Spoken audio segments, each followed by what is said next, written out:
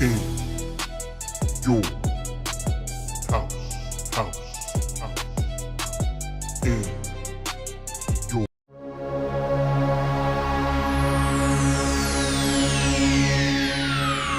Ladies and gentlemen, may I have your attention, please?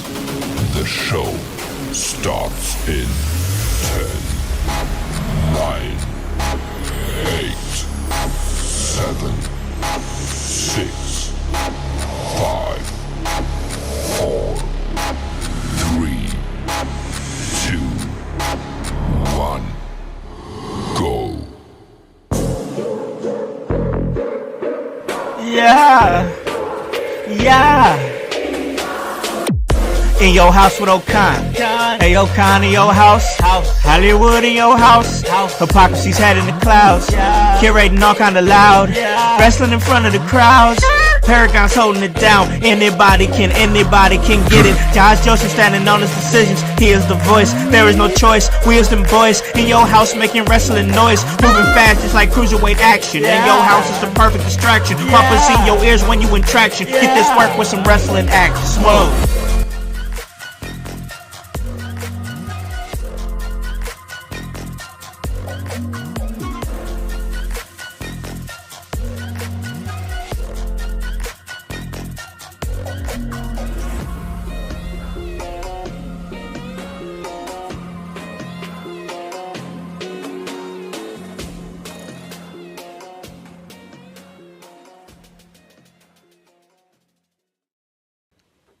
What is up, guys? What is cracking? It's the Con Man, and I'm in your house. And you guys already know the vibes. Anytime we slide on through, we're here to give you that work. When it comes to this professional wrestling business, and guys, do not adjust your screens. Make sure you look at your calendars, because what a day it is to be alive on a Sunday here at In Your House, especially now that we are officially in WrestleMania week. That is right, ladies and gentlemen.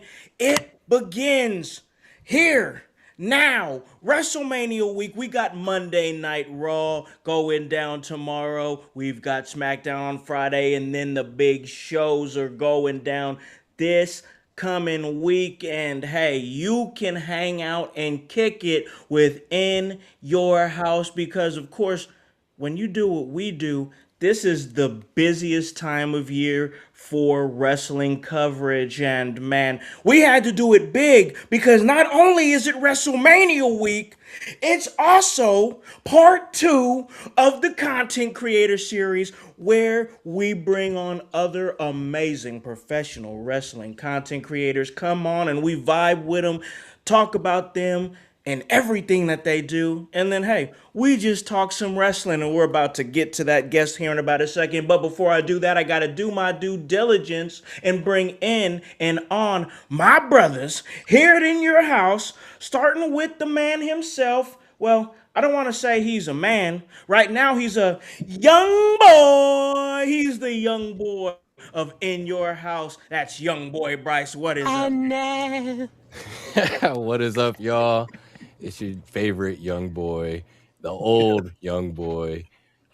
Bjork is in your house. Don't call the cops. I'm just here to have a party on this nice Sunday. Here to hang out with my brothers in Pluggo. Oh, camera's over there. Yeah, come on. My spot. I'm green. I'm still green, y'all. I'm still right, green. asshole. I'm still green. That's all right. That is all right. That's right. I'll take 2 introductions. That's fine. Hey, but I'm excited to talk Smackdown with you guys. I'm excited to get into a little bit of WrestleMania, and whatever you guys got to get into, I'm here for it. I'm here to party.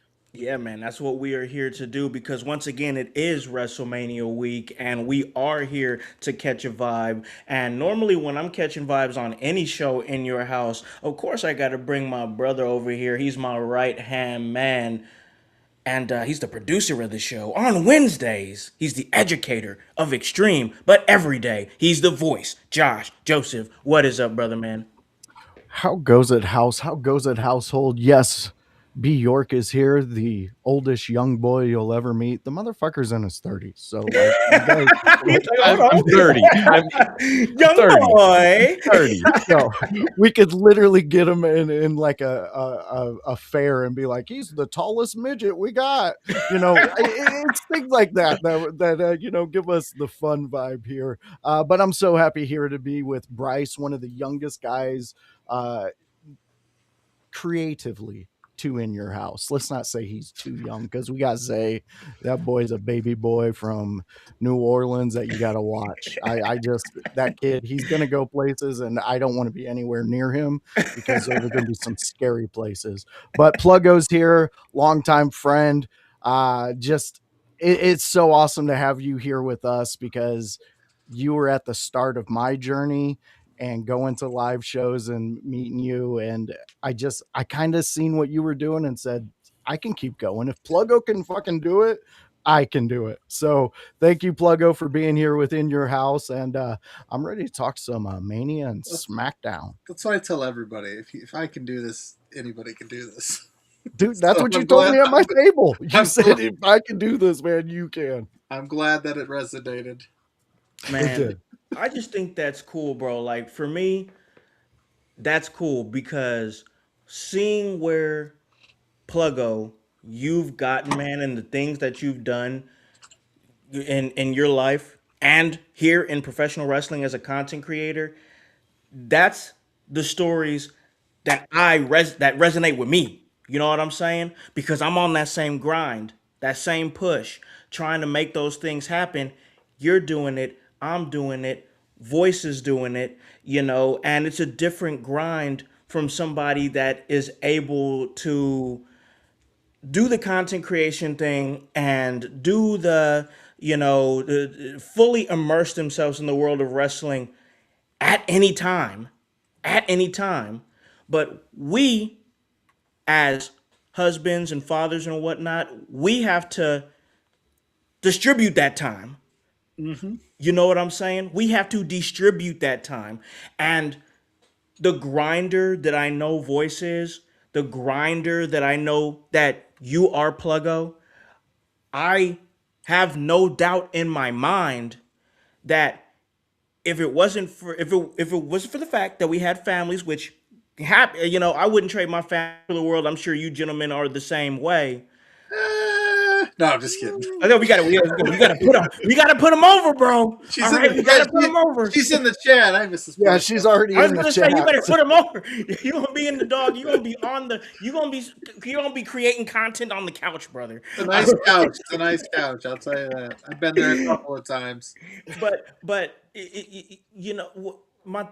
point I'm trying to say is, if we did not have them, I'm sure like the grind would be absolutely insane. Probably people would have to pull us off the grind. You know what I'm saying? Like, they would have to pull us off the grind. But the fact that you can consciously, and this is something I've had to deal with too. This is something Voices had to deal with too, is being able to figure out the right balance to distribute that time, man. So officially, I want to say I got a chance to speak to you on the Wells Mania podcast. Shout out to my brother here in the Content Creator Coalition, the IWC.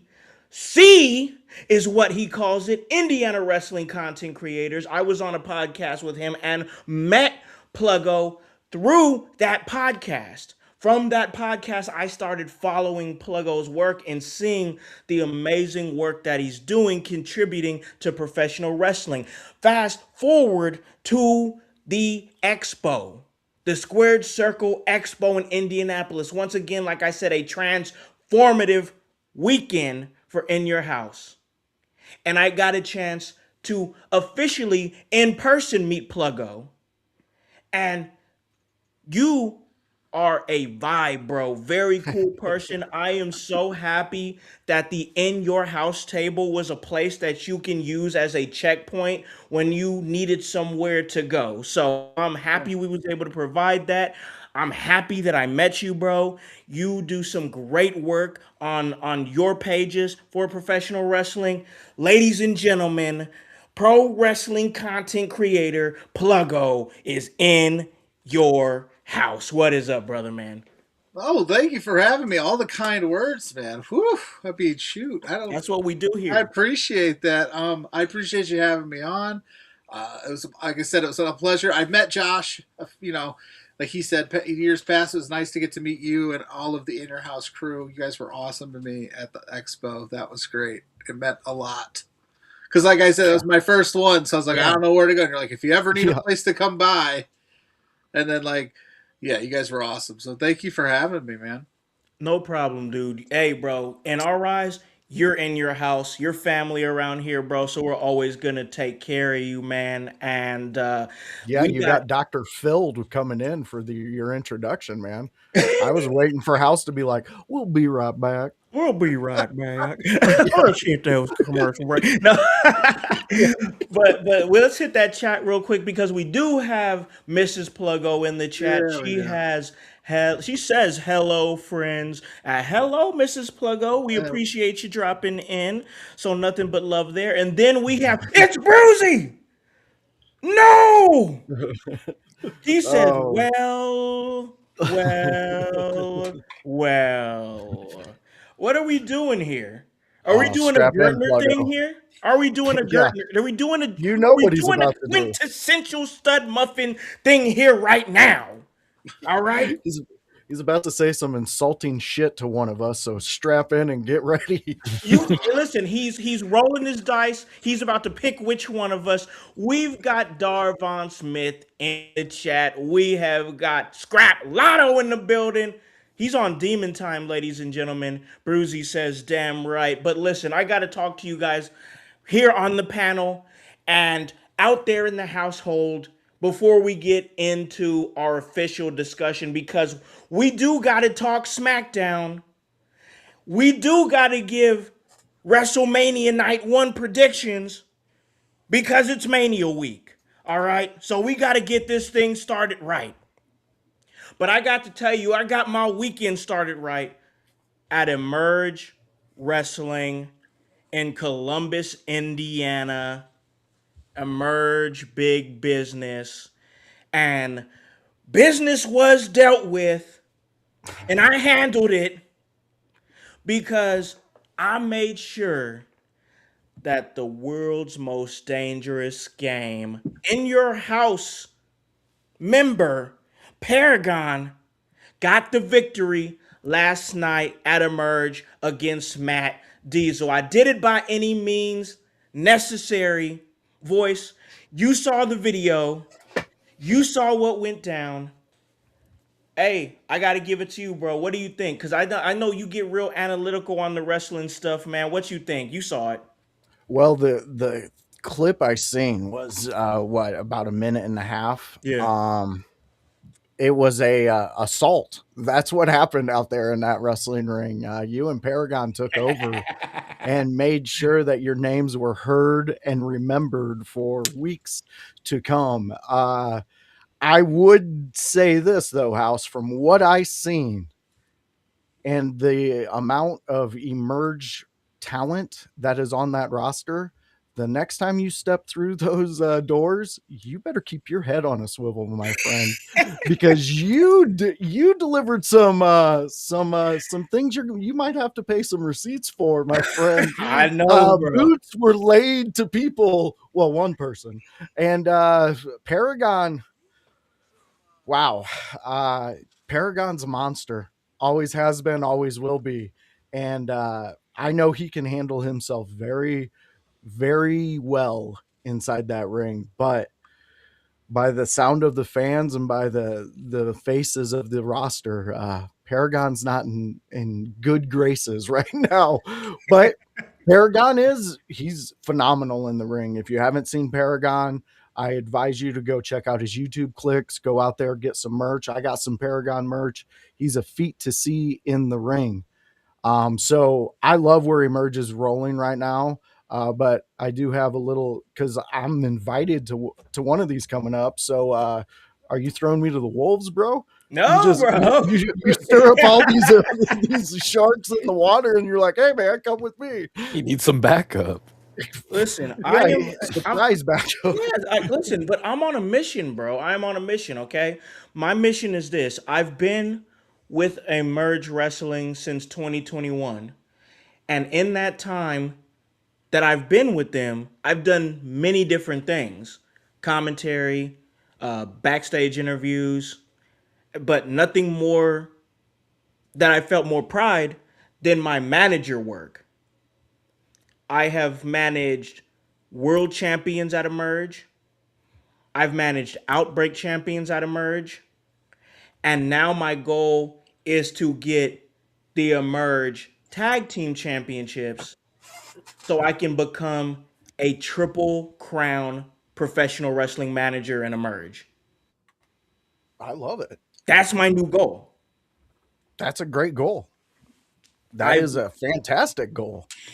I've managed each title there except the tag titles, and the goal is for that to change. So look out for what myself, Paragon, and Chris Moore do. I promise you it's gonna be a movie. Just keep following the plot. So let's jump over to Pluggo, because I do want to ask you this, man.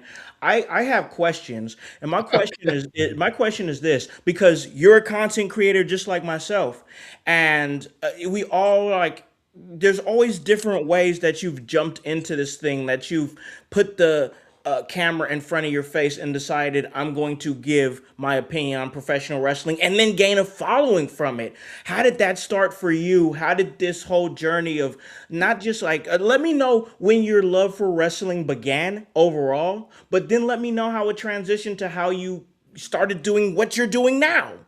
Okay, yeah. So my love for wrestling overall, I think it started like most of us, right, kids? And I'm gonna age myself here. I ain't no young boy by any stretch. Boi Bryce.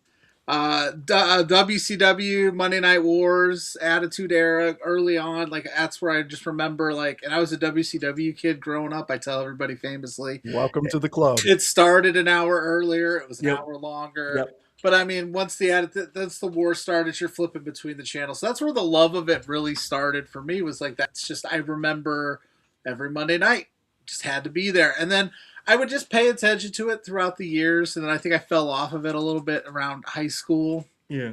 I think we kind of, high school, right? You're chasing girls, doing Yeah, things. yeah. You ain't got time for that. And then started to really ramp up getting back into it when I had kids, because I had, my son, and you're home a lot more, and I just started watching it a lot more frequently, and never really thought I was going to do anything content creation wise with it, because actually I started thinking about sports stuff. Like, that was where I kind of started. Some of my first writings and things that I did were sports related, way back in the day. Mm-hmm. But that was something that was really hard to keep up with, because it was just like, for baseball's sake, there's 162 games every single day. Nobody's going to go back and talk about a game from 2 weeks ago once it's passed, right? Yeah. But wrestling, there's so much, and the sport is subjective. Nobody's right, nobody's wrong. It's all subjective. Like, even the worst, like, win-loss record wrestlers are still good wrestlers. It doesn't mean that they're bad. Yeah. It's just the story that's being told. So I would say, God, it's been, about 8 years now I've been in the wrestling content space. Okay. And so my wife and I were trying to have our youngest son, and we ended up having a miscarriage, unfortunately. Oh, I'm sorry to hear With that. our first child. Yeah. But so with me, when stuff like that happens, I have to consume myself with something. Yeah. Just to kind of stay busy, or else I will sit and I will stew on whatever it is that's bothering me. So I always look to do something, and I was like, wrestling. Like, I like watching it. I'm having fun with it. It's in a good place. Let me just start thinking about this thing, and I start diving into it a little bit. And I started completely like, I wasn't even Pluggo from the start. I just threw a random name up there, and I was wrestling Plug Inc. at the time. And I didn't have a face to it. I didn't have a name to it. I didn't tell anybody I was doing it. Yeah. That was because I was like, if I get off this thing in like 3 or 4 months, I don't want to make a big fuss about doing it. Sure. Yeah, I get it. I You know what totally I mean? So I was just like, so to the point where one day I was like tweeting out some stuff, and Mrs. Pluggo like looks over my shoulder, and I go like this, like an instinct, because I also was very self conscious of it at the time for some reason, because it sure. was a new space, a new frontier, and she thought I was cheating on her, and I was like, this might be much worse. And she's like, what do you mean? And I go, oh, I started this wrestling thing. She goes, why didn't you feel the need to tell me that? Um, and then you fast forward, and I'm sure there's more questions to be had, so I won't give it all away. But like, here we are today, Pluggo. I'm on camera. I'm doing all these crazy things, and it started from just this little idea in a down moment in my life, and it's actually been pretty successful, I must say. So I must have been doing something right.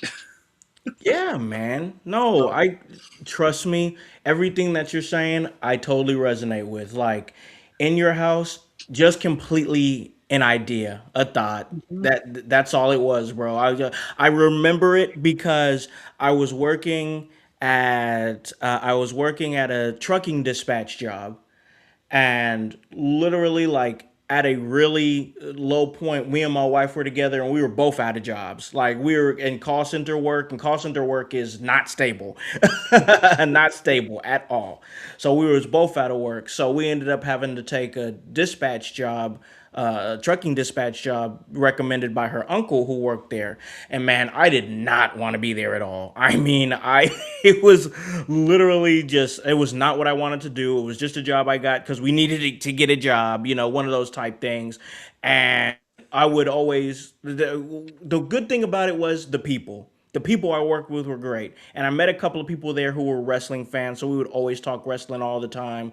And like we'd get our supervisor pissed off because we go over on breaks and stuff, because we're sitting over here like talking about like, yeah, Sami Zayn and NXT, and yeah, let's see what he does, blah blah blah blah, and so he's like, man, you need to do something like start a podcast. Fast forward, it was a whole thing with my brother where he really pushed me to starting the podcast back in 2019, and then we're here where we are now. But the point in saying all that is to say this: taking something that's small, that is just an idea, a thought, and just kind of in passing, like, maybe I could do that, and then taking it and seeing it grow and become something big, and all of a sudden you're doing things you didn't imagine you'd be doing, Yeah. meeting people you didn't imagine you'd be meeting. It's really just a beautiful thing, man. It's a beautiful thing, bro. I think that it's cool for people that I've got to see do it, and I've got to experience it myself. So it's always love when I get a chance to talk to somebody like you. Yeah, no, and one of the things, like, and we kind of joked. I joked about my age on there a little bit too. That's the other thing too. I found it really late in Yeah. the game. Like, I don't think that people understand that. Like, there's no rhyme or reason or right path. That just do what feels right to you. Like, Yep. I mean, I've failed and succeeded in this business, and I've maybe made some mistakes along the way. But like, if there's somebody out there right now that's going, I think I can do this. I absolutely know that you can. And I Yeah. tell everybody that I meet that asks me about how to get started and what to do, I say, just start. Yep. Figure it Oh out my as you God. go. Oh my God, Because, boys. I said that so many times, dude. So yeah, many. because I look at it like this. I think everybody's content is what they're doing the best that they can with it, and it's subjective, right? Like, you may Yeah. like my stuff, you may like their stuff, but at the end of the day, it's up to who likes it. But they can't like it if you have nothing for them to like. They can't give you, and take that criticism, in stride. Like, maybe there's something that you could tweak, but I always, like I said, just start, and if you tell me about it, I will like it. I will give you a like. I'll be your first fan. If you don't think you're going to get anybody to like it, you always have me. Because I always tell people, like, it takes time to build up a following, a community. It's not an easy game to be in, but as long as you're having fun with it, who cares, man? The stuff Sure. the stuff will come. The people will come. They'll resonate with you. Hopefully, that's the goal, right? So, Yeah. yeah. Yeah. No, yeah, you're speaking my language, man, for sure. What the hell's going on in the chat? Why are we having Miami Heat discussions? I don't know. Are they in the play-in or what's going on? Why are we hating? What's the chat? Who hated on who? Well, thanks for commenting, Kevin. Yeah, I mean, thanks for commenting. we appreciate you, bro. Like, what is going on? What, James? What?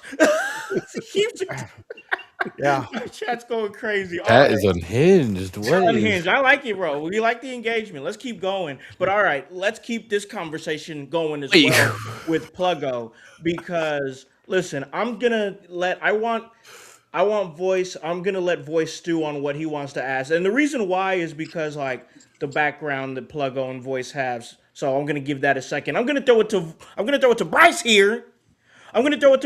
Because you've kind of lightweight played with some content creation and stuff like that. I know you've done stuff like streams and things like that. And now you're here in your house. And of course, like our whole goal for you is to help you flourish and grow. And that's why we bring people on like Pluggo who've had success and is able to, give those, you know what I'm saying, like breadcrumbs and whatnot to help people out. Bryce, you're early in your game. Do you got a question here for Pluggo? I don't necessarily have a question, but like a big thing that I like took from listening to him there is like a lot of it is just, pressing play, pressing record, like turning the switch on and doing it. Like a lot of times it's that mental barrier that like, I don't know, just kind of keeps you from doing anything. Like I'm a victim of it every day, whether it's going to the gym, just doing anything sometimes. And like even today before we got on, like I pressed play and got on a TikTok live stream, and like I don't know, I was just playing a game on there for like 20-30 minutes just to kind of warm up, I guess, in a sense, because it was like, all right, like just like this isn't being an athlete anymore, but it's like just like you want to get stretched out, you want to kind of warm up, get reps going, like you want to get comfortable and ready. And all of it is just doing it. And then you kind of realize like, do I need to drop this in a couple months, or is what I'm doing sticking? And do people like it? Are people a fan? Do people believe in what I'm doing? And, like you kind of definitely find your way. Like, I liked what you were saying. You were thinking about the sports space, and it is hard in the sports space where, a baseball season, especially, every game doesn't really matter in the grand scheme in a sense. But like, if you do get the lucky perfect game or something here or there, hey, you've got a great story. Or if a fight breaks out, you got a great story. With wrestling, we've got legitimate just stories that are going on every week. So it's a recollection of thoughts. Nobody's right. Like we can all have takes on Smackdown that could be drastically different, and that's kind of the beauty of it, because it's that subjective art. So I don't really have a question for you. I just kind of enjoyed listening to what you had to say, and hearing about your journey. And it's nice to hear from my own point of view, because it is a lot of the same. Like the reason I'm retelling all of it is because it resonates with me that like, a lot of it is just I need to wake up and turn on the camera, hit the power button. Like that's the key. But also you got to be feeling it. Like trust me, there's days that I'm not feeling it and I don't turn on the camera, even though I should, but I also listen to myself and I just go, because I don't want to put something out there that isn't as authentically me as it can be. But sure. I also do know that there are days I got to be like, you know what, you got to put something out, man. Just get through it. And usually once I get going, once I get in the mood, once we get moving, I'm usually good to go. I think that's part of it. So yeah, just keep pushing, man. Always. Hell yeah. Yeah, that's great advice. That's advice that I would give anybody that's just trying to hop into this game. Do the content, bro. Straight up. Shoot the content. Turn on the camera. Do it. Just do it. If you want to get it going, do it. But once again, like I said, Voice, Pluggo, you guys have come so far respectively from the beginning. No, don't play with me now. All right, no, hear me. It's not you. Wait until you read the chat. The chat. Is this chat? What are you talking about? The chat. What are they doing? Kevin, what the hell's going on in the chat? James has been going crazy. Jelly versus Pat McAfee for the WWE Championship sounds interesting over Cody. What? Yeah. So when you were Kevin! talking, that's what I was reading. Kevin! Hey, James, Liv Morgan will be at WrestleMania, bud. Liv Morgan, is she gonna be at WrestleMania? If not, I'm not watching it. Yeah. Then you're not watching it, brother. No, Wow. she's gonna be there, man. She's Wow. got a pretty big match. Oh, the chat is going crazy. All With right, that, all with that, right. with that lump on her head, it's a 2-on-1 handicap match. That lump was something to That talk was about. massive. Oh my God. All over the In Your House Facebook page. Hilarious. Go ahead and give us a follow, man. All right, but voice, thoughts, questions, anything. You guys have a history. You guys have both come so far. Do you got anything for Pluggo before Oh, we yeah. get into Smackdown and everything? Absolutely. Yeah. Like we said, me and Pluggo, we've crossed paths many times at live events, HCW out there where they did at the Thomas Memorial Stadium, which R.I.P. yeah. Oh man, that was a very fun promotion to be a part of.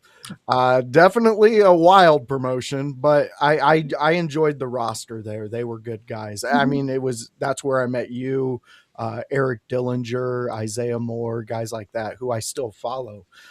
So that's kind of where I want to go, Pluggo. I know your story. I've interviewed you. Um, we've had a lot of interactions watching your show and things like that. So my question to you is, who in the indies have you followed that you're like, you set back and you're like, man, I was a part of their not success, but a part of their rise. I was there when I seen this. Because again, like I said, we have guys like Eric Dillinger, that just to see him go to overseas is an accomplishment. Savion Truitt, the same way, big time. I mean, that dude, I was with him when he was trying to get people to buy his picture for $5, and he's trying to give it away, and now people are running to him. He was at the expo in a big way. So is there anybody out there that you've watched rise that you kind of look back like with a big heart that you have, man, where it's just filled? Honestly, like I didn't even know about the independent wrestling scene until HCW. To be completely honest with you, that's how little I knew about it.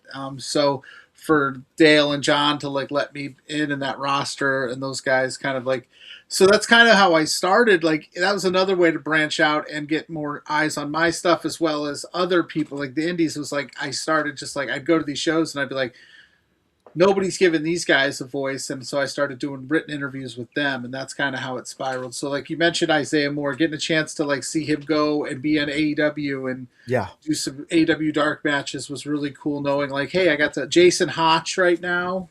Oh God. He was just, he's a big member of the Order 4, like getting to see his rise and kind of watch how he's gone from like the local area here up.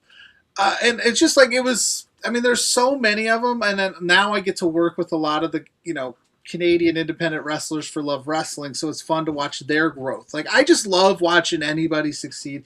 If you've ever messed with me in any capacity from day one to now, like I'm rooting for you 100%. Yeah. Right? So I just love looking back, and I love going to the shows and seeing the wrestlers and then remembering me and saying like I had one of them mention to me the other day like how important the interview that him and I did like 3 years ago was. He goes, every time I Google or put a Google, like your interview is the first one that pops up, and I don't think people understand how important that is. And I said, I don't think you guys understand how important it is for me to grow. Yeah. So like for anything, I appreciate them taking time out for me.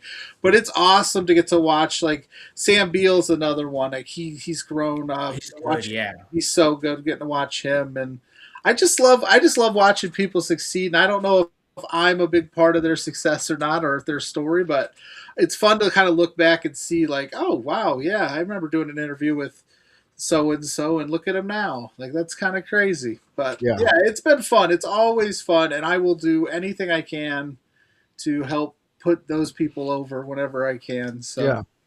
Well, and you talk a lot of importance of the just being a nice person out there, talking to people, making yourself open. I mean, because we all love wrestling at the end of the day Yes. when we're at these places, even at the expo. I know you were a little nervous, and it was only because you've never been there before. Yep. You know the material, you knew the whole type of experience. It was just being in that moment.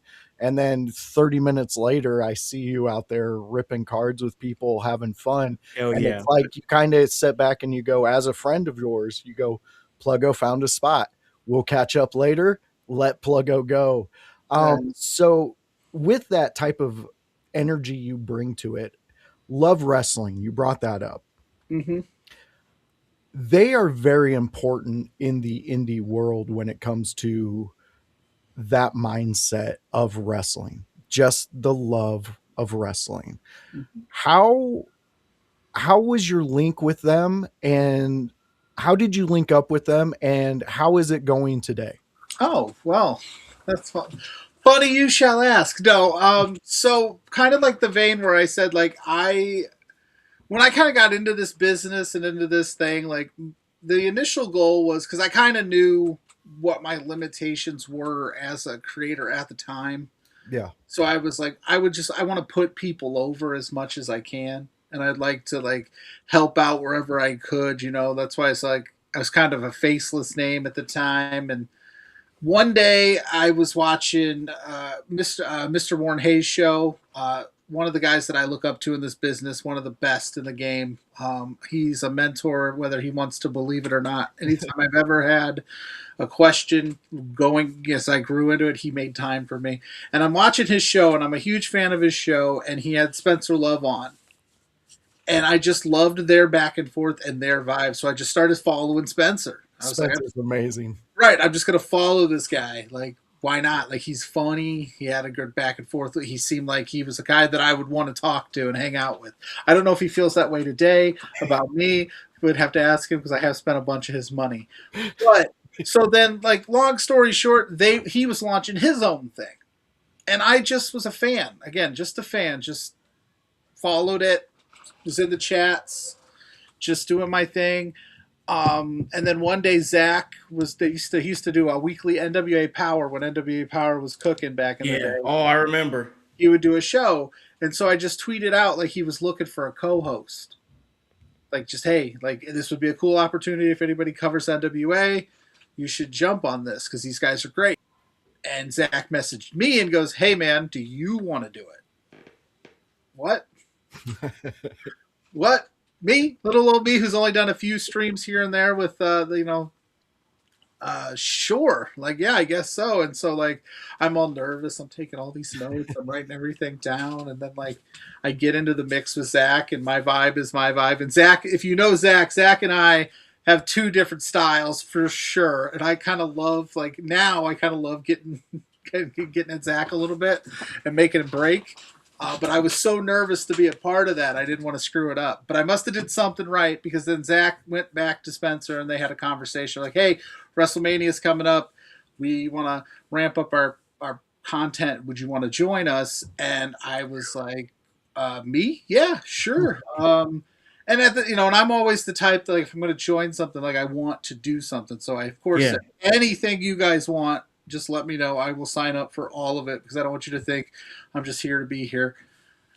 And it kind of hit the ground running. And since that time, and I've done countless streams for them. I've got Between Two Beards with JPJ that we do weekly. We're just over 250 some odd episodes of that. For Exposure weekends with Blair, I do the independent wrestling chat there.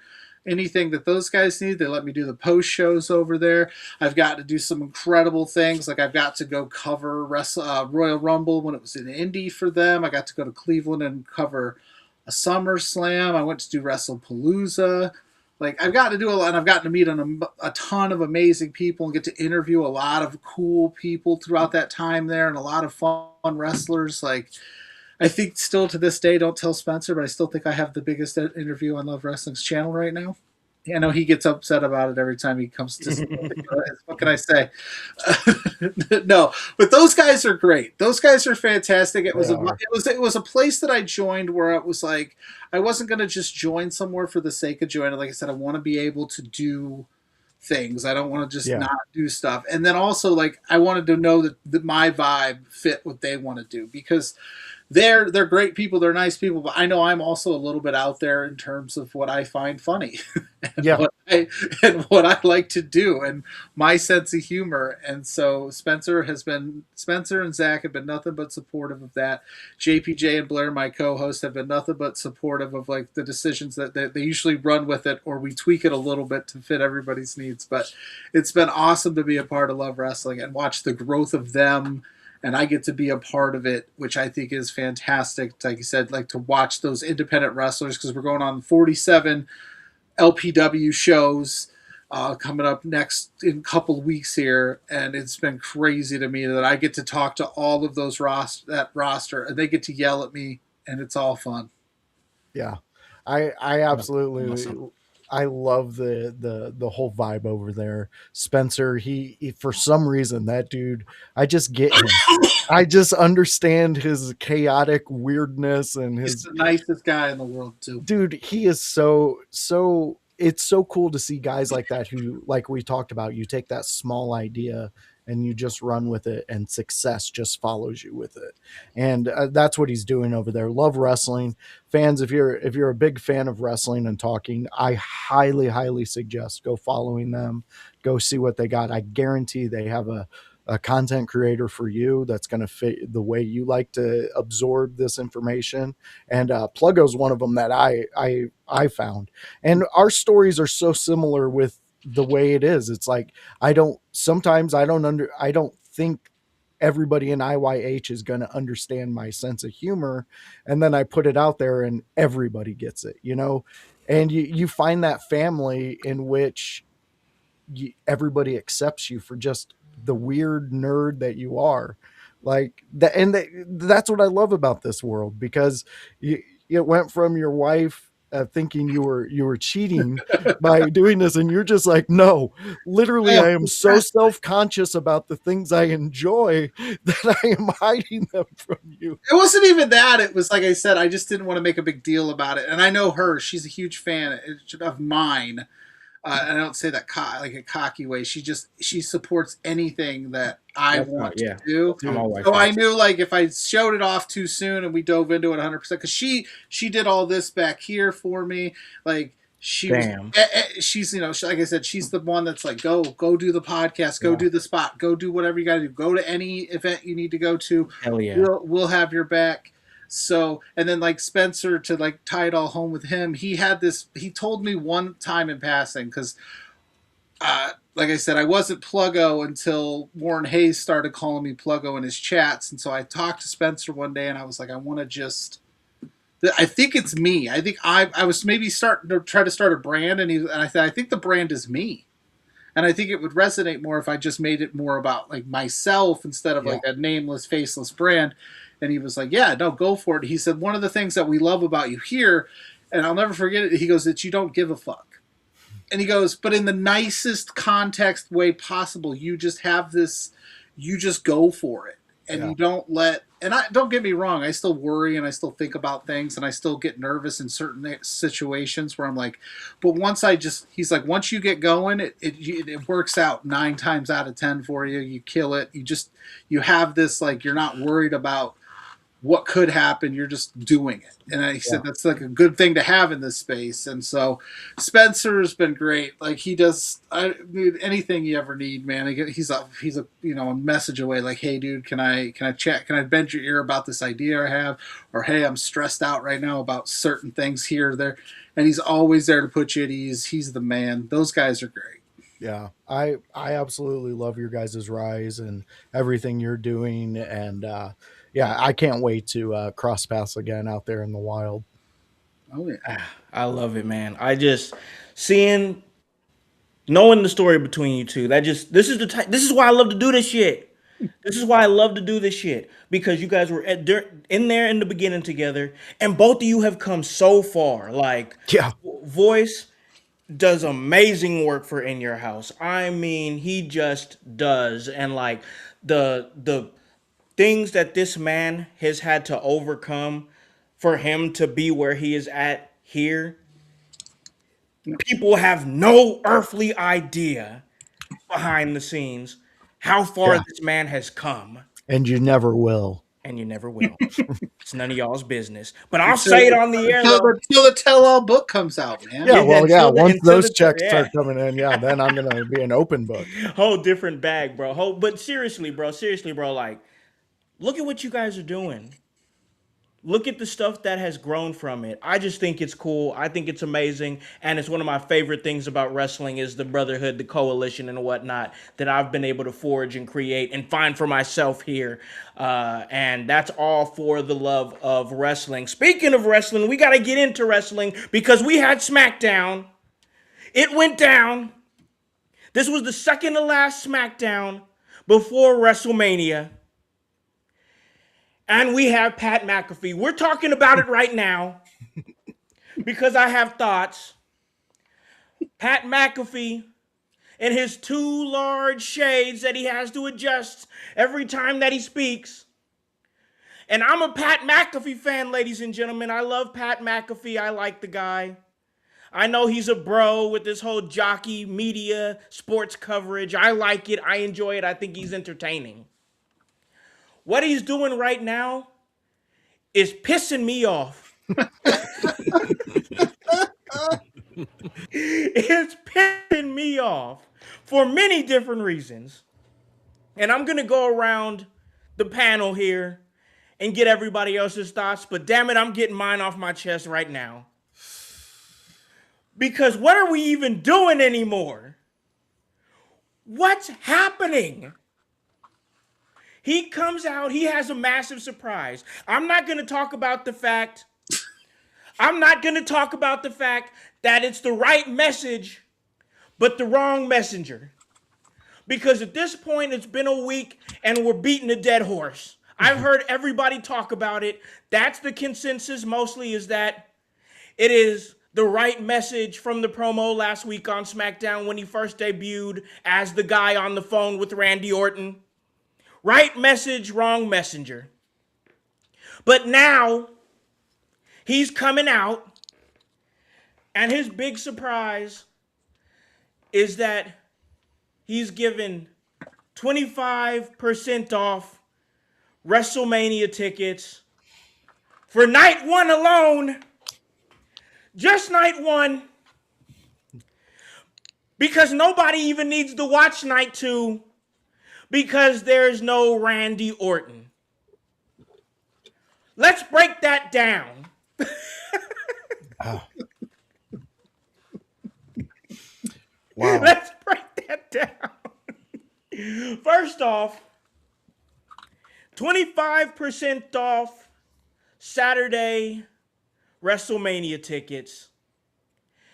8 days before WrestleMania. That is not making anybody.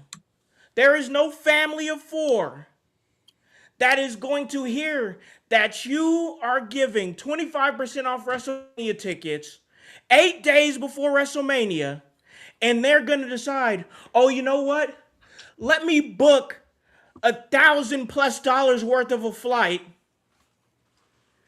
about the same for a hotel room. What?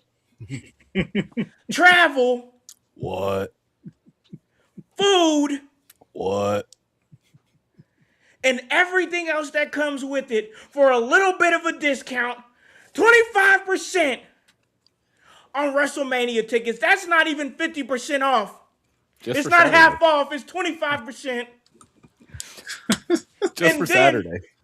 And then Just for Saturday. And then you say, don't even watch night two. Because it's ass. Go home.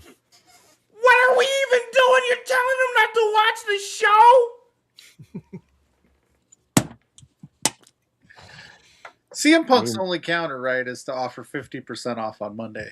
Right? He has to. He has to. Night two. It's like night two's 50% off now. Yeah. We're gonna get into discount war. And don't watch night one. They're staring into the skid. They hear all the chatter online. They're like, well, just steer into it. And now people are mad that they're steering into it. We can't be There's happy. no winning. There's no winning. You know who's also losing? Who? The guys reselling tickets. Because now, days before the event, you're discounting all these other tickets. I can't even get my ticket off for double the price anymore. That's who we should worry about. That's in all of this. That's where we should put our. And listen, what about the people that have already bought WrestleMania tickets? Fuck them, right? Dude. Well, they get the advantage of being able to book something and it be still reasonable. Everybody who is getting these discounted tickets are going to get the jacked up prices, and it's even going to screw them even more. Because where are you going to find a place in Vegas at that time? Oh my God. We were lucky enough that we had the offer the last time it was out there. We would have had a place to stay. Yeah. But not everybody has a legendary wrestler who's like, hey, come hang out with me for the weekend. Yeah, you just hang out here, like, so it's crazy.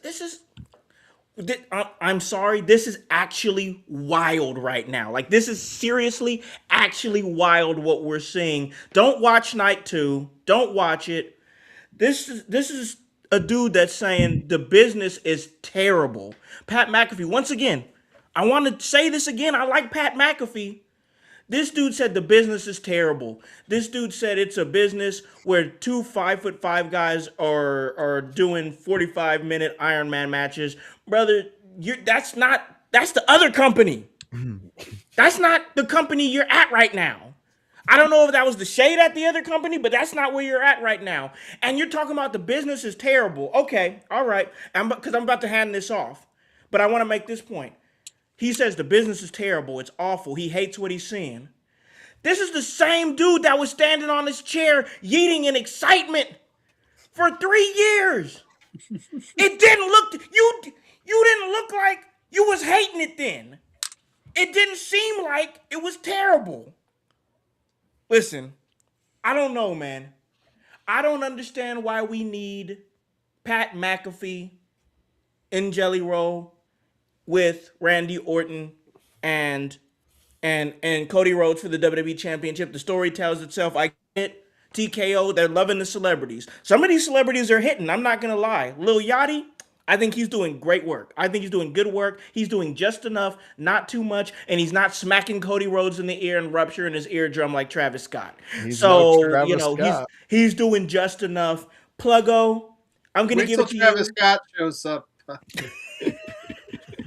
Pluggo, I'm going to give it to you, man. I want to get your thoughts, bro, about Pat McAfee. What are your thoughts on it? I'm seeing a lot of our fellow content creators react to it on like IG. I want to get your official thoughts on Pat McAfee and his involvement in this main event storyline.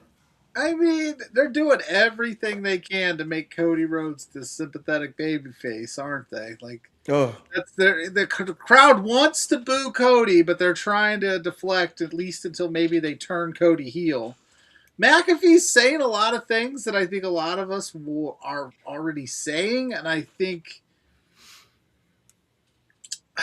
this is Cody Rhodes and Randy Orton. It didn't need anything else, right? That was like my big thing is like I keep coming back to is like TKO, like you said, they love celebrities. Celebrities have always been a part of WrestleManias and all sorts of facets and things. But at the end of the day, too, like wrestling fans, we just like good stories and don't insult our intelligence when you tell those stories. Yeah. And Cody and Randy was one of those stories where you could have just told the last 20 years and had that be an awesome moment because we all wanted Cody versus Randy when Cody came back. That was one of the storylines we wanted. I don't know why the decision was for it to be McAfee. I don't know if something else fell through.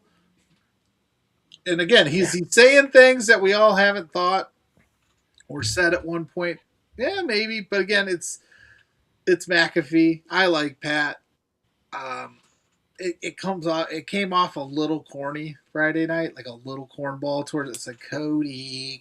He's just being he's a heel he's supposed to be, but at the end of the day, I'm just like what, and then the Punk involvement on Monday, I was like, and I was talking about this on Thursday on Beards, like unless there's a Punk McAfee match in the future, what's the point? I know Punk is standing up for the business, quote unquote, but Yeah. what's the point of going after McAfee? And it sounded like Punk and McAfee are having more of a beef right now. So that you add that to it, and you're like, but then and Jelly Roll's there, and they're gonna fight. I don't know. I'm still trying to figure out. They've muddied this thing up. I'm still trying to sift through all the mud on it, but I'm just like, yeah, you're right. Because McAfee wasn't in the business 30 years ago, so he doesn't really I mean, he watched the Attitude Era. I Yeah. assume he was a fan, but that message coming from him, like you said, where you were dancing around doing the thing, you were part of the, and you still haven't explained why you flipped the switch. Yeah. Yeah, we needed a little bit more explanation. The execution of it was a little off, but I mean, hopefully, like you said, if Cody wins, Cody wins at WrestleMania. Pat McAfee has stated he'll never be seen from or heard from again in the wrestling business. So that means Randy Orton's winning, right? Yes. I mean, come on. I don't know how you muddied this thing up so badly. I mean, it is just insane. And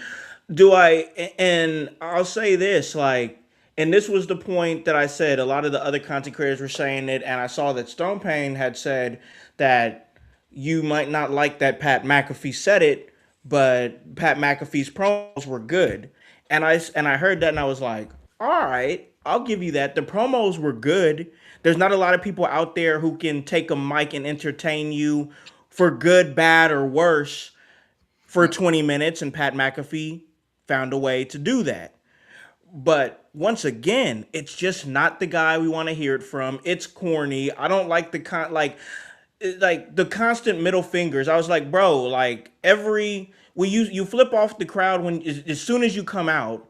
So, it's like, all right, you blew it there. And then you did it 15 more times after that. I'm like, now the middle finger means absolutely nothing. It means nothing because you did it 50 times, and it was, like I said, still adjusting the glasses, even though not as much as last week. I'm like, bro, get a smaller size of Ray-Bans that fit your face or something. I don't know what is going on. I do like the quip that he said about CM Punk just kind of rolling over and talking about how all that TKO merch money, it doesn't go to the needy wrestling fan that wants to get tickets to WrestleMania. It goes to a check called "I'm Sorry Saudi Arabia," and I was like, "Ooh, that moment made me go like, ooh, well, wait a minute now." Wait a minute now. Let me throw it over here to the young boy. Let me get some of your thoughts here, Pat McAfee. Where are you at, man, on his current persona as a heel? Corny, cool, where you at? All right, so I'm a few places right now because after listening to Pluggo and kind of remembering a couple points too, like there was like a weird worst case scenario that popped into my head that I'm gonna have to dive into. But Okay. Pat as a heel, I mean, yeah, it's nonsensical because I mean, like we got into, he was eating on the table. He was the hype voice, behind the announce desk. Like, this is a guy that, I mean, he's supposed to be super pro business, and now all of a sudden he hates everything he's been subject to, which obviously he hasn't been there announcing or anything like that for a minute, but it's kind of a weird change up. And I think the biggest issue right now with the story for me, and probably for I think a lot of us, is, well, one, we don't think the celebrities are needed, and it's also a little bit of that expectation. Like, these guys have 20 years of history. When that first phone call happened, there was, so many names that probably ran through people's brains before Pat McAfee ever was going to show up. Like, I don't think McAfee was on anybody's. I mean, this was the last guy anyone expected. Like, I was expecting, a Flair appearance or something, just something simple, but that, leads to Cody getting kicked in the nuts or something, as they seem to like to let happen to him. He probably should invest in a cup. Diving into that Punk point though, like, is there some weird cross, to be had with them kind of promoting back and forth? Is Punk going to show up in that night one battle to beat up McAfee in the middle of the match or something like that, try to stop him from, ruining Cody's match. But does that leak into night 2? Because Pat McAfee, who, he was yeeting. He is a very vocal, I love the tribal chief guy. So like, is there a weird, I don't like CM Punk, so now this is going to leak into that? So that's like my weird worst case scenario is like, okay, are we going to muddy this up so bad that this is what's going to start happening here? But I guess as a fan, I mean, yeah, like Pat is saying a lot of the right things, but it is the wrong guy.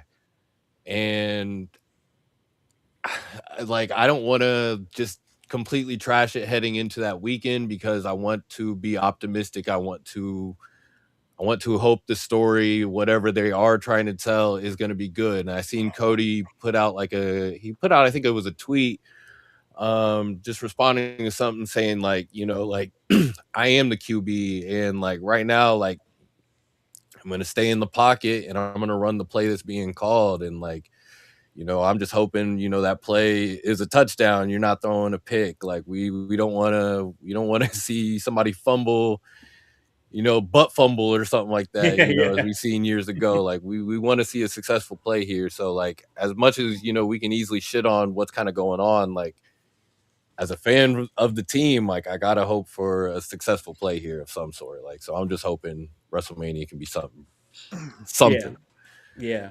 I think, like, honestly, this is what we do, though, bro. Like, we're always going to be analytical, especially leading up to the show itself. And then we're going to get to the show, and then the matches are going to bang. Probably things are going to hit hard. Some stories might conclude, some stories might begin, and we'll come out on the other side of it and more than likely, hopefully, enjoying it. And then, of course, there's going to be another section of the fan base that's going to hate it because they hate everything.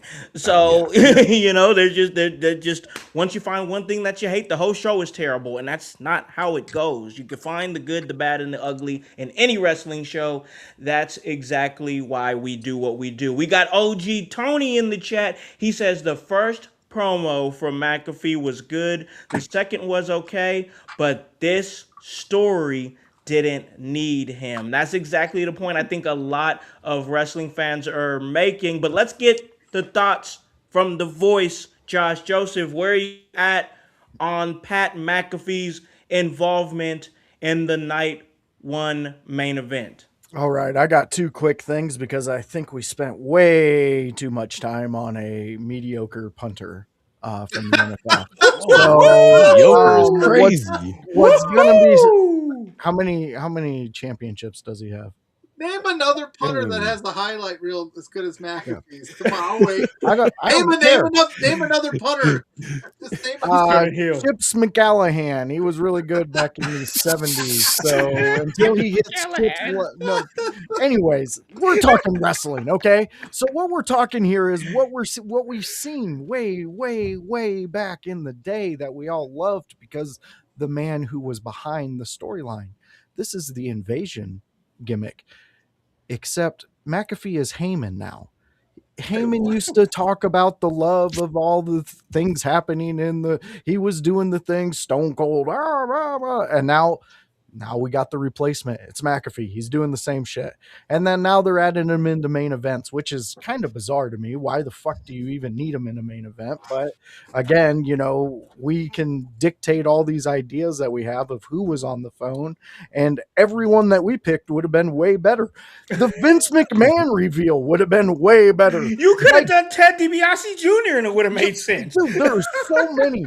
The fact of the matter is that there was weeks before all this happened. McAfee was on his podcast and he was talking about how getting back into wrestling, getting back into the scene, doing all this stuff. So he was out there talking about something to do with this. And this is what they came up with. Something that was not needed, much like a punter. If you're a good team, you don't need that guy. He's kind of absolutely, you don't really need to spend money on that. I mean, but the voice ain't about flipping the field, man. He doesn't know about the analytics of flipping a field proper. I like Pat McAfee. I really do. I think his gimmick is fun. I think he's a fun guy. But this story, this introduction with him, this is not helping anybody. This is just showing desperation. Like, so ticket sales are low. Okay, so let's throw Pat McAfee in there. Who the fuck did that large amount of cocaine to come up with that idea? Because they should be working with AEW. That's where you're going to shine, brother. But like, this is insane that we have this much star power. I like back in the day when they would bring in musicians and shit and they would like ride out with these guys. They would do their thing, come back in. You really didn't see them interact. But nowadays you have people who just get in there and they're like, well, I seen it on TV. I can do that. And sometimes it doesn't translate. I don't think Pat McAfee went through the training, the proper training, to understand how to be a commentator and to be in the world and not be a fan that's in the world. Because right now it just seems like he's a fan who's given the key to everybody's dressing room and he can go and be in any story he wants because of his name. I like it didn't need it. Why not put him in one of the lower card matches and do that if you're going to do that? Why does the main event need to be touched like this? Because the story was cooking. We didn't need anything else. All by itself, bro. I even put that. I was it was Tyler Wrestles. He asked something on IG, and I put in there. I was like, I straight up commented on it, and I was like, right now you're putting too many ingredients in an already good dish. Yeah, you're putting extra ingredients that don't even need to be there. Like, listen, bro. Like, I like chicken and I like whipped cream, but I don't think I need whipped cream on my chicken.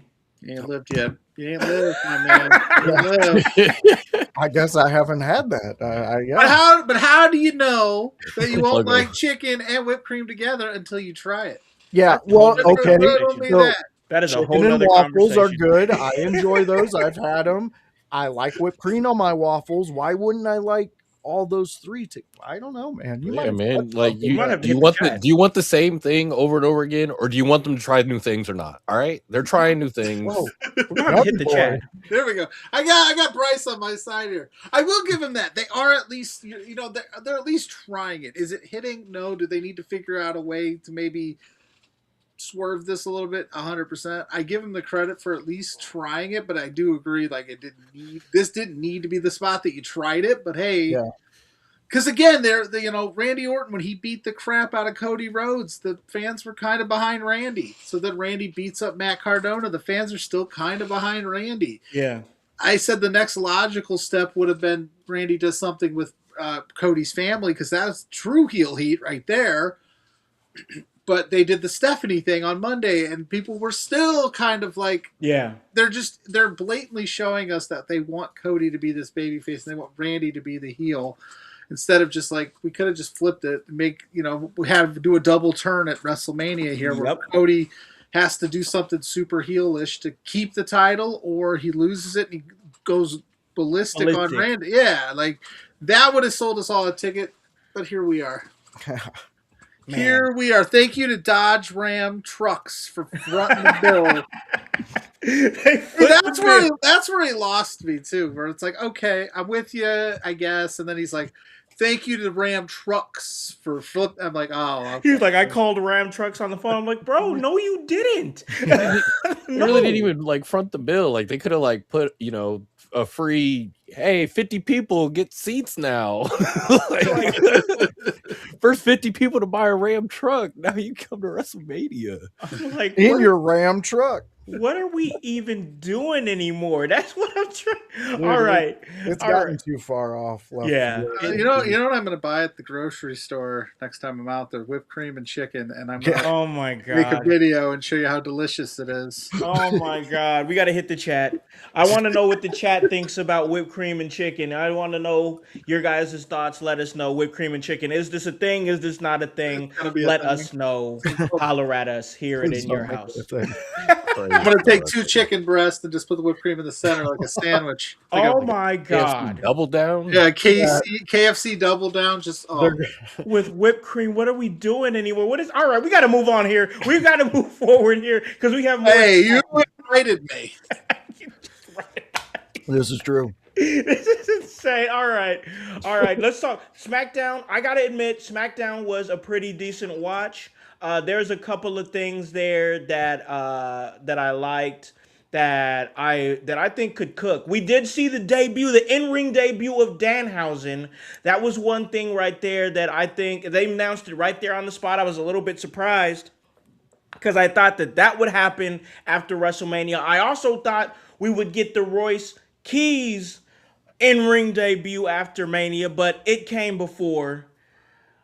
I like Royce Keys. I enjoyed him as Powerhouse Hobbs. The way they're building him right now is so weird to me. Like, it is so weird. It's almost like I should not look at him as the amazing athlete that he is, the powerhouse, pun intended, that he is, but I should look at him as more like a charity case that got to come up. Because they're constantly always with the, oh, well, we had the bad background and this and that. And I get it. He's from the South California, the Southern California area. I get it. I'm from that same area too. And I just feel like there is just so many different ways you could have gone to present him. And it feels more like, and I'm just being honest here, because once again, I love Royce Keys. I think he's incredibly talented. But I've seen more clips of him crying on Stephanie McMahon's podcast than I have of him doing anything else in the WWE. He was at the Royal Rumble. He was there. And I like the fact that he got a chance to work big in his match. It was Berto. He worked big. Match was good. It was what it needed to be. I just think, like, once we continue to push Royce Keys past WrestleMania, I would just like to separate the whole, we got to go somewhere else besides his background. That's not going to be something that we're going to keep being able to fall on. So we got to fall back on that a little bit. Once again, I like Danhausen's debut. He got a chance to show that he could actually wrestle, and he won in a fun way. Of course, a lot of people were going to say that it was stupid or whatever. I don't care. I like stupid in wrestling sometimes. I enjoyed it. But let's talk about anything else on SmackDown. Pluggo, I'm going to give it over to you, man. Was there anything on SmackDown that caught your attention, or anything that I mentioned that you want to expand on? Oh, I think those two things were the keys. When they said Royce was debuting, we wanted to see it. Unfortunately, it was Berto. We didn't get to see much of his in-ring because it was a quick one. Yeah. The build has been, you said it's been interesting. They kind of did the same build like with Fatu, where it's like he come from nothing, he struggled. Yeah.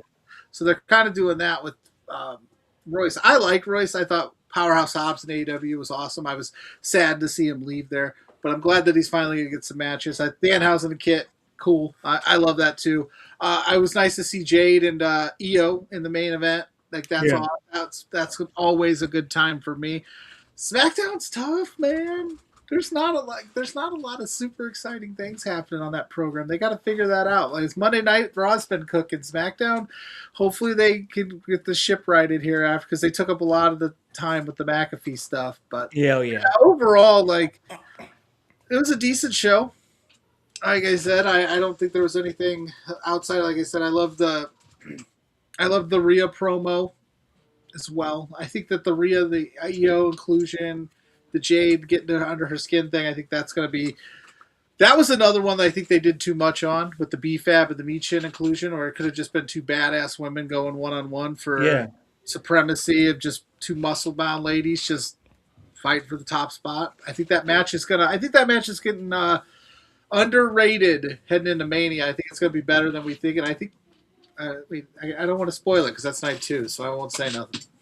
I won't tell you who's winning that match because it's on night 2. Gotcha. We're only here to talk about night 1. Yes, night 1, man. And I'm going to stick to the plan because this isn't my house. This is your house. Hey, this is our house. This is all of our house, man. So that's exactly how it is, man. But I got to tell you, I feel like the Jade and Rhea thing is another one of those stories, much like the Pat McAfee thing, that kind of just got muddied up. I mean, it just a lot of extra moving parts that was weird. And like the whole thing was like EO EO and Rhea had this whole like tearful goodbye on Mm-hmm. Monday Night Raw after Rhea won the Elimination Chamber.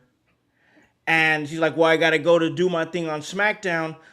So we're thinking EO is staying on Raw. Because they're like, oh, well, we lost the tag titles, but I won the Elimination Chamber, so we're going to have to split off. And then weeks later, to try to help the suffering Rhea Ripley Jade Cargill story, she's back. EO's back. And she's a pawn for sympathy in the world of Jade Cargill and Rhea Ripley. I think they did that because I think the idea was Io and Asuka were going to make this card in some way, shape, or Yeah. form. I don't know if Asuka's cleared to go.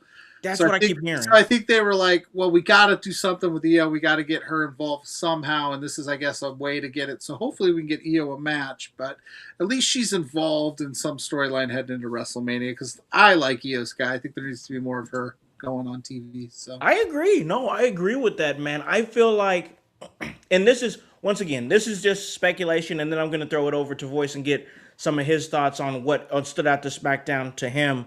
But like, there's so much like question marks right now. Like even with the women's Fatal 4-Way tag team match, we don't even know if that's going to happen because last I heard, like Nikki Bella's still waiting to be cleared. So we don't even know if that's going to happen. The Women's United States Championship isn't on the show. Tiffany Stratton doesn't have a match. Io Sky doesn't have a match. Like it's but almost Pat McAfee's involved. Pat, but Pat's there.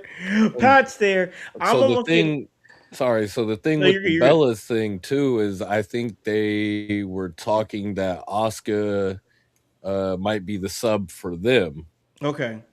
So Okay. like, yeah, they might do like the Asuka and Kairi Sane as the sub for the Bellas or something. Like that's just something I had read too, along with that injury. So Yeah. that could be also why they just never announced Io and Asuka as well. See, I'm almost at a point. Once again, this is speculation, no right or wrong here. Like, let's throw in like a multi-woman match. I mean, if you don't want to do a ladder match because you already have the IC match, but let's do one for the women's U.S. title. What's that doing? Absolutely nothing. Absolutely nothing. You could have Io Sky in it. You could have Tiffany Stratton in it. You could have Julie in it. You could have Kiana James in it. Like there's possibilities here, and you can get more involvement in from the women that possibly should have a WrestleMania match. Like I remember Tiffany Stratton for months leading up to WrestleMania. She was all over like the advertisements that they were doing with the women and stuff like that. And now she doesn't have a match. That's crazy. But we can expand on that at another time. Let's throw it over to the voice, Josh Joseph here. What is something on SmackDown that stood out to you, or something that me and Pluggo talked about that you just want to expand on? Well, actually, what stood out to me was the attack by Drew McIntyre onto Jacob Fatu. He beat that man so hard that he broke those handcuffs. Yeah. and crashed him to the ground. This is incredible. Here's your heartbeat of WrestleMania, the storyline being told by these two. This is a feud. This is a fight. This is something that is going to get everybody on this panel excited when they see it, because these two are they're going to have a level match of like when Drew had with Punk in the Hell in a Cell. It's going to be something that we cringe at, because these two, they absolutely hate each other, and they're showing us. Yep. So I'm excited for that. Again, I don't understand this misuse of unused talent. This is insane to me. Like, punters are people too. That is correct. That is correct. And I like that was meant. I meant to send that from my burner account. Yeah, well, you're right over it. The logo's there. The logo's in the QR code. Jamaican ZC, thank you for liking and subbing for us. And I appreciate you with a lot of things you're saying. He specifically on the EO stuff. Right here, he's saying, or they are saying, and they will have a full circle with Io winning Money in the Bank. So he's already predicted. They're predicting the Io getting Money in the Bank, and all of this coming back around to where Io's in the middle of that. Man, I think that it's about time for another EO push because, and call me crazy, you can say whatever you want.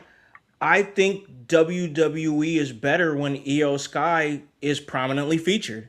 She is. She brings a. It's like what Pluggo brings to the content creation Chicken and circle. whipped cream. Chicken and Damn whipped cream. it! But that Damn it! but that natural sense of wanting to get behind them. They have this thing about them. When you Yes. see Io Sky and you see her for her first time doing anything off a top rope, you have no other option than to cheer for her because of the amount of destruction that little package can bring in a Yep. match. And 100%. she just has this natural likability to her. And She's go ahead, Bryce. she's kind of like the lady Rey Mysterio. There you go. Wow. I love that. I like that a lot. In a land of giants, statistically she should not be at the level she is, but she's there, much like Rey Mysterio. 100%. And when you can do that, when you can make that natural connection, you have a star for life. And it baffles my mind that we are talking about the top tier of wrestling companies missing out on all of these stars not being any significant part of WrestleMania as it stands. We're in WrestleMania week. Bro. This is insane. Bro. Unless this week's shows are going to be jam packed with surprises. This is a kind of a like Voice. they missed the mark. Voice. I'm sorry to interrupt, bro, but it literally blows my mind that EO Sky, many people, even on their own program, commentary has said, and many people in wrestling spaces say EO Sky is the best wrestler in the world. Not the I've best, heard it. not the best women's wrestler in the world, the best wrestler in the world. And she doesn't have a match at WrestleMania. Dude, that chick took a Sabu level neck fall and got up and was okay. Like A-okay. Yeah. Like this that exact fall was the exact way Sabu landed after Benoit dropped him from a suplex and the neck went sideways. Like I don't this is incredible. Yeah, undestructible. She can like I don't understand why they don't have the women's US title around her waist. The way she can hype up a title, that thing is like it's dead in the water right now. If I'm wrong, you guys can yell at me and tell me I'm wrong. But it doesn't seem like the amount of excitement for the men's US title is behind the women's US title. I don't get it. Yeah, listen, man. I just think that WWE is better when EO Sky is prominently featured. I just think it is. We got a new person here over on Twitch. The hell are you talking about? Yeah, What are you talking about? We appreciate you popping in. That's We a appreciate spell you on me. popping in. yeah. If we're cursed, I mean that happens here. You're not Danhausen. Dude, that dude is so fucking over. Money. That Money. match was I don't care. I love that match. I thought it was fantastic. The ring post with Kit, dude. There could have been no better first opponent for Danhausen. Oh, in the ring than Kit Wilson. 100%. As soon as I saw it was Kit Wilson, I was like, I don't care how long this match is. It's about to bang for however long it's about to be. Dude. And Kit Wilson's in his own bag nowadays. Like that dude is just moving. Oh my God. It's so cool to see somebody who is clearly like an under guy, but just embrace it and like make it his own. It's so cool to see. I enjoy it. But let's throw it over to the young boy Bryce. Anything on SmackDown that caught your eye or anything that the rest of the panel talked about that you want to expand on? Man, main points for me, probably coming from where we started, going back to Royce Keys, talking about the Danhausen, and then a little bit of my like WrestleMania general thought would be, first of all, if it's the grandest stage of them all, it should be like Night of Champions in the sense of all of our titles are on display or something. Okay. Yeah. I like it. Like I don't care how WWE Universe mode that sounds, in a sense, like you should be putting, like, there's no reason Tiffany Stratton doesn't have a match. There's no reason any title just isn't on display at WrestleMania, in my opinion, especially now that we have 2 nights to do it. Yeah. When it was just one night, maybe 4 hours or something, you didn't have the space. Okay. Now there's literally no excuse.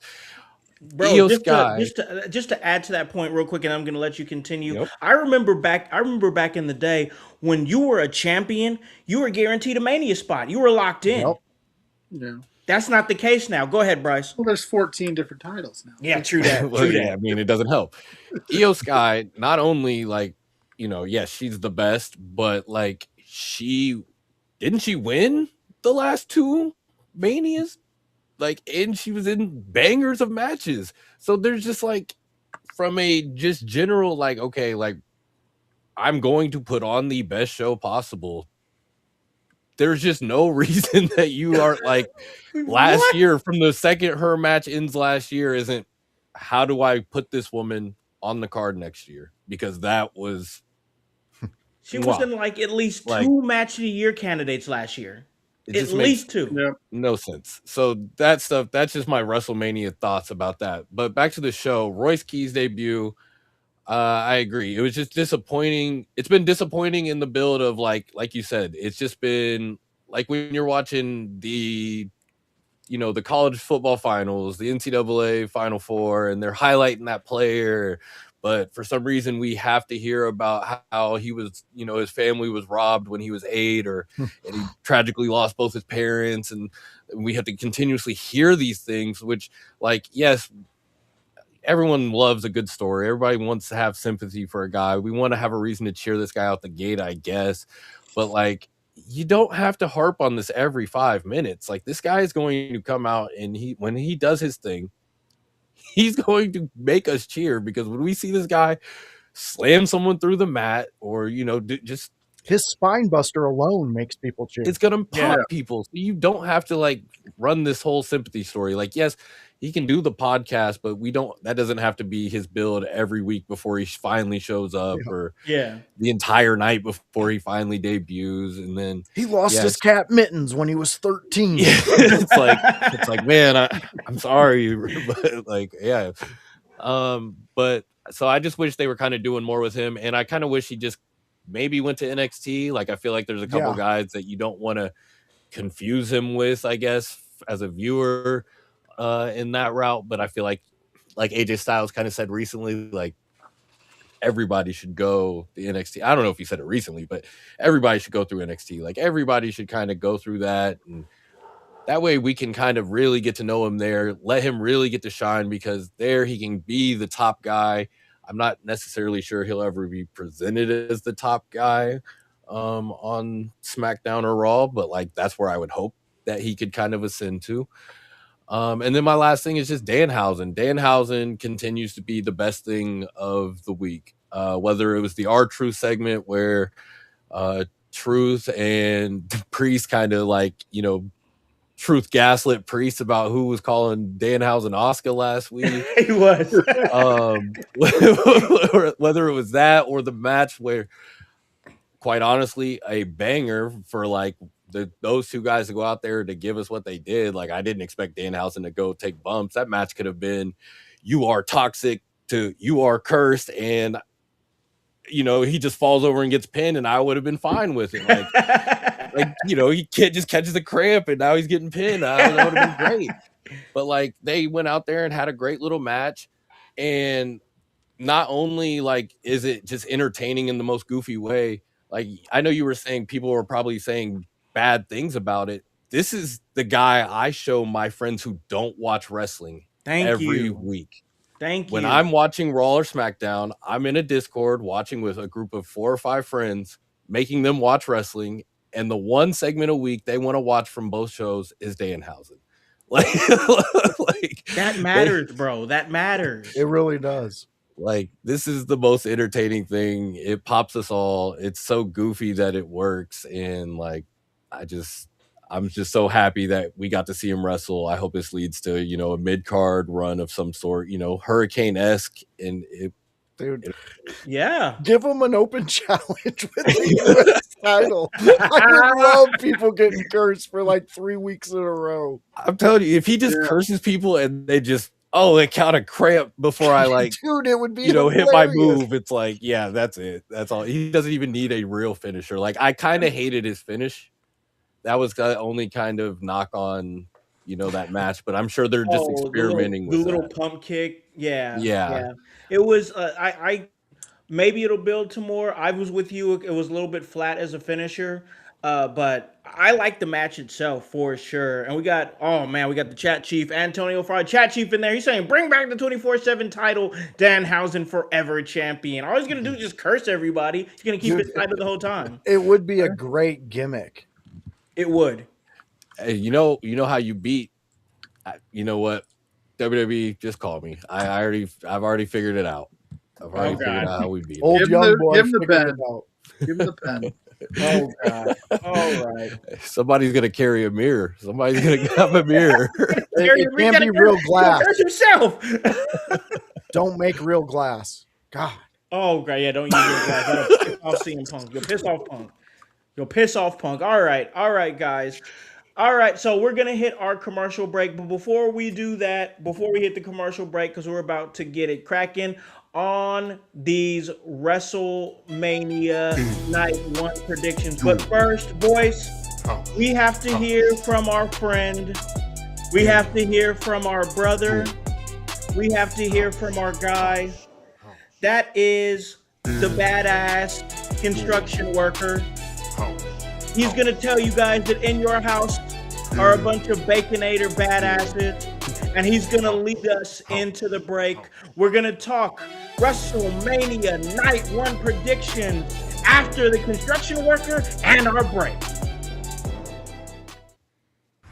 I know what you're thinking, fucking all wrestling fans don't know what the fuck they're talking about. You're 99% true. But there's one crew of fucking badasses led by my fucking bro, Alicon Howse. In your house, crew, you guys fucking rule. The only show I enjoy watching because you're not a bunch of fucking idiots and you know what you're talking about. So I'm fucking with the In Your House crew. These are my fucking bros. If you ain't with them, fuck you.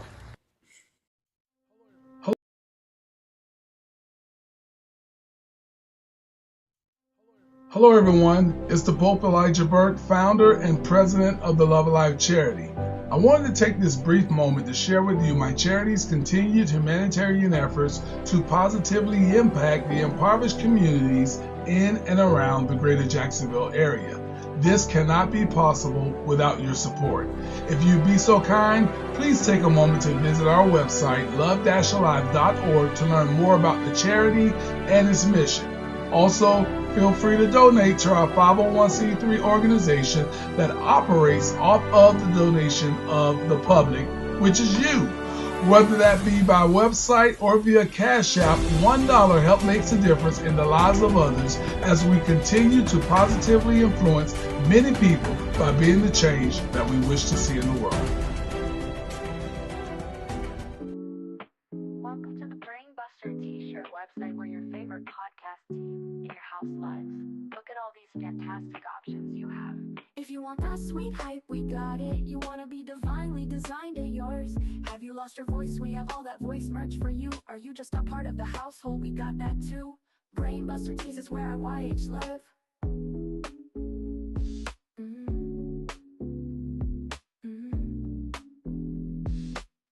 Brainbuster Tees is where I YH live.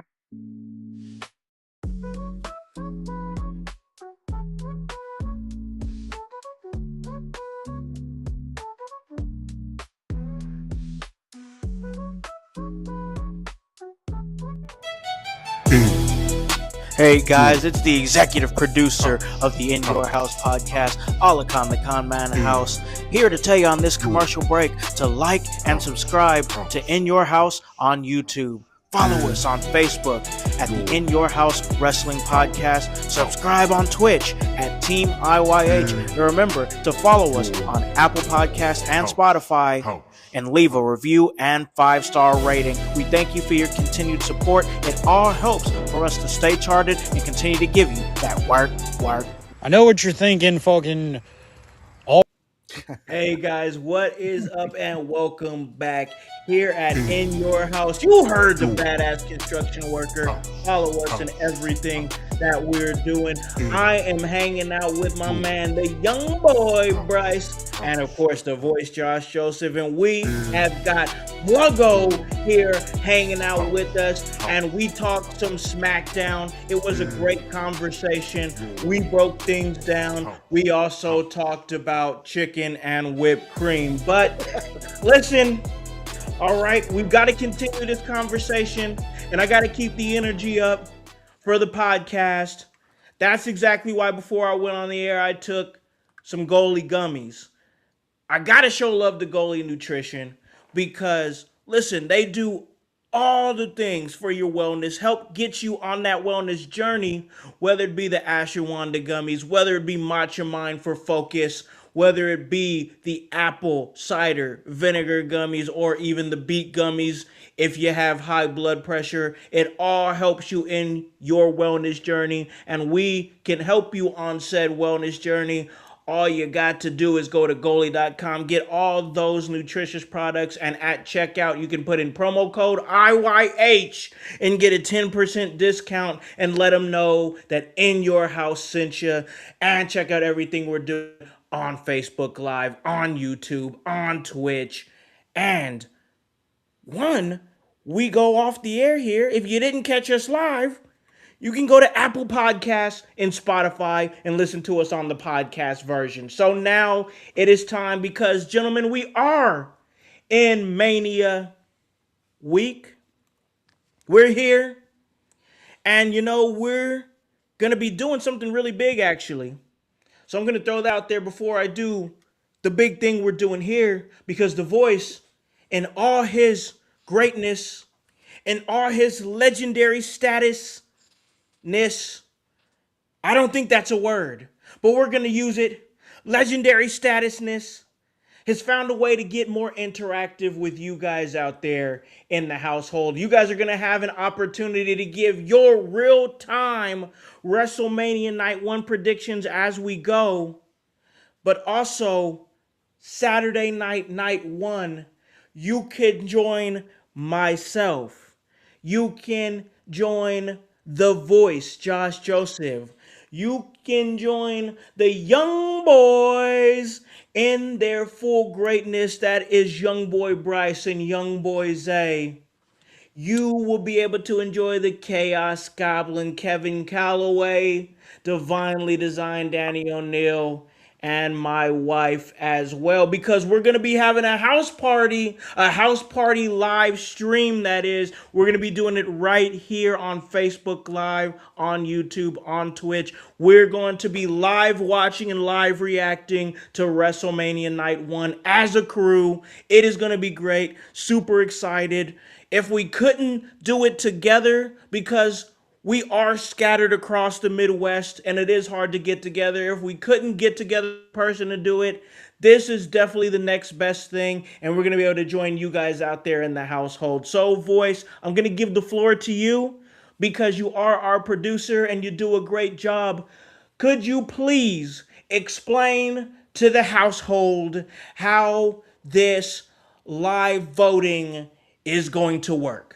All right, fans. So if you've noticed in the chat, if you're still with us, you see that we added a link. What you can do is, this is a vote on what match you think that you're going to enjoy the most.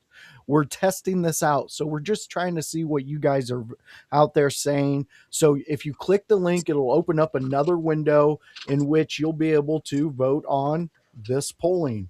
And we'll be able to look at this live as we discuss these matches, and we'll be able to see where you guys are at. So click the link, go vote, and we'll discuss where we're at.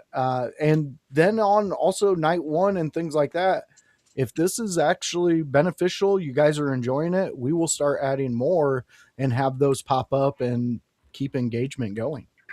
Yes, I love it. I love the fact that we're trying new things here at In Your House to be able to get very interactive with the folks out there in the household. But we're going to get this thing going because we got to get these predictions in. We're going to go around the panel here and we'll go one match at a time. We have my son in the chat. He says, Young Boys. Pair of young boys there. That is Bobby's in young the chat. boys. Hey, just a couple of rascals, man. Just a couple of rascals. But let's jump into this thing. We have the first hour of night one, which is going to be on ESPN2. So you'll be able to catch it. If you have ESPN2, you'll be able to catch it. If you don't, then I don't know what to tell you, bro. I mean, I don't know, pirate flags. I don't know, brother. I don't know what we're doing anymore. But listen, you just if it's not on ESPN2, find a way to catch it. But we're gonna start here with the 6-man tag team match between the Usos. Damn, first it went from tag team champions to first hour. I mean, at least they're on WrestleMania. It was like damn, main event in WrestleMania at one point. That's crazy. I know what you're. Whoops, sorry. Whoa. Sorry. I know what you're thinking, badass construction worker. Why the hell are the Usos on pretty much with the pre-show when they're like 2 years ago they were main eventing? But all right, so we have the tag team match, the Usos and LA Knight. They're gonna be going up against the Visions, Logan Paul, and Austin Theory, and also I Show Speed. Not a match I'm super excited for, but it is something that we do have to predict. Pluggo, who do you got in this match between the Usos Night, Vision, and I Show Speed? Oh my god, I have this vision, no Oh, pun intended here, that ESPN, it's on ESPN. ESPN loves, they're trying to get publicity. I think I Show Speed pins LA Knight, and that's the headline. Oh no! I feel like there's a Logan Paul and I Show Speed defeat the Usos and LA Knight at because you got to remember too, LA Knight and Jimmy or Jay have been having issues. LA Knight and Jay, like a little bit of beef here and there, so maybe it implodes, and then I can just see it now. Oh my God, I Show Speed and Logan Paul. That writes your headlines. It's free. It's your opening. It gets gets eyes on it. That's where I'm going. Okay, all right. So, man, I gotta agree with you on that. Just in the terms of like, it's gonna be on ESPN two. I Show Speed is obviously like one of those mainstream cats. He's a great athlete, by the way. Not taking anything away from him there, and he has been training, from what I understand. But they're definitely gonna want to put him in the forefront. A lot of people love him, especially the kids. So they're probably gonna try to push to that. But let's throw it to the voice, Josh Joseph. Who do you have in this match? Usos, LA Knight, Vision, and I Show Speed. I'm gonna say I think it's a Vision victory, but I mean it writes itself for them to win this. I mean the star-studded people that they have in that match, like Pluggo said. I mean you kind of go with that. But it could be an interesting thing if they have I Show cost the Vision the match, and maybe the Usos grab them up and take him under their wing and treat him nice and not put him in predicaments where he becomes dead by other people. But real quick before we move on, Chat Chief, I don't know what this means. Like, were you saying I was all over the place like our truth is? Was it the vocal thing? I'm not sure where we're at. Yeah, because they have truth telling everybody how to get on ESPN to watch. Oh yes, okay, yeah. I got you. Okay, there you go. See, young boys making the connections for me. But yeah, I say Vision wins it. Okay, Vision. All right, so let's throw it over to the young boy. Who do you got in this match here? Once again, Usos, LA Knight, Vision, and I Show Speed. I think you guys have really good reason for the Vision to win. And I was kind of leaning that way until my young boy brain also just recalled one real key fact about everything in this story, I Show Speed is cursed. Yeah, he is. He is cursed. So I was originally in the thought process of like he's gonna stumble into like a pin on somebody, and now Jey Uso's gonna crash out on LA Knight on Monday or something. But now I'm actually back in the thought process of Speed's gonna eat a it's not a Braun Breaker spear this time, but he's gonna go eat a spear. He's gonna eat those super kicks. He's gonna finally get that kind of beat down a little bit. I think he's gonna show us some real good spots though, because I mean that kid's he's a super athlete, like for being just some random streamer. So I think he's gonna show us some real cool stuff to give those ESPN highlights for sure. But I think they're gonna give it to the Usos and LA Knight just because of the curse. Still. Ooh, wait a minute now. Chat Chief just brought an interesting dynamic into it by saying, hey, if Tom Brady is in attendance, he jumps the guard and the Usos win. See, I could definitely see some sort of Tom Brady involvement. They've been pushing hard for this. And Vegas. and this just makes sense with TKO, and they're wanting to have as many celebrities as possible. I could definitely see the curse come into play as well for I Show Speed, but I think it was Voice who said it. I think there's a possibility, a strong possibility, as a matter of fact, that something happens. I Show Speed ends up giving helping the Usos and Knight gain the victory, and then you have the visual of the Usos, LA Knight, I Show Speed, and Tom Brady standing tall in the middle of the ring. That's picture perfect for ESPN. It's gonna be on ESPN, so that's picture perfect. My prediction is Usos and LA Knight. They win and stand tall with I Show Speed and Tom Brady. I like it. I can see that too. All right, I've been convinced.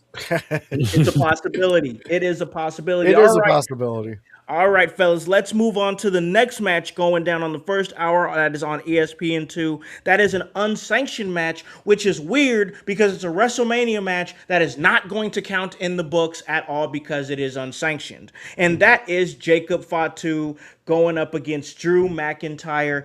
I got to tell you, this is going to be a brawl. I know exactly what I'm getting from these two, and it's exactly what I want. But let's get into the predictions. Pluggo, who do you got?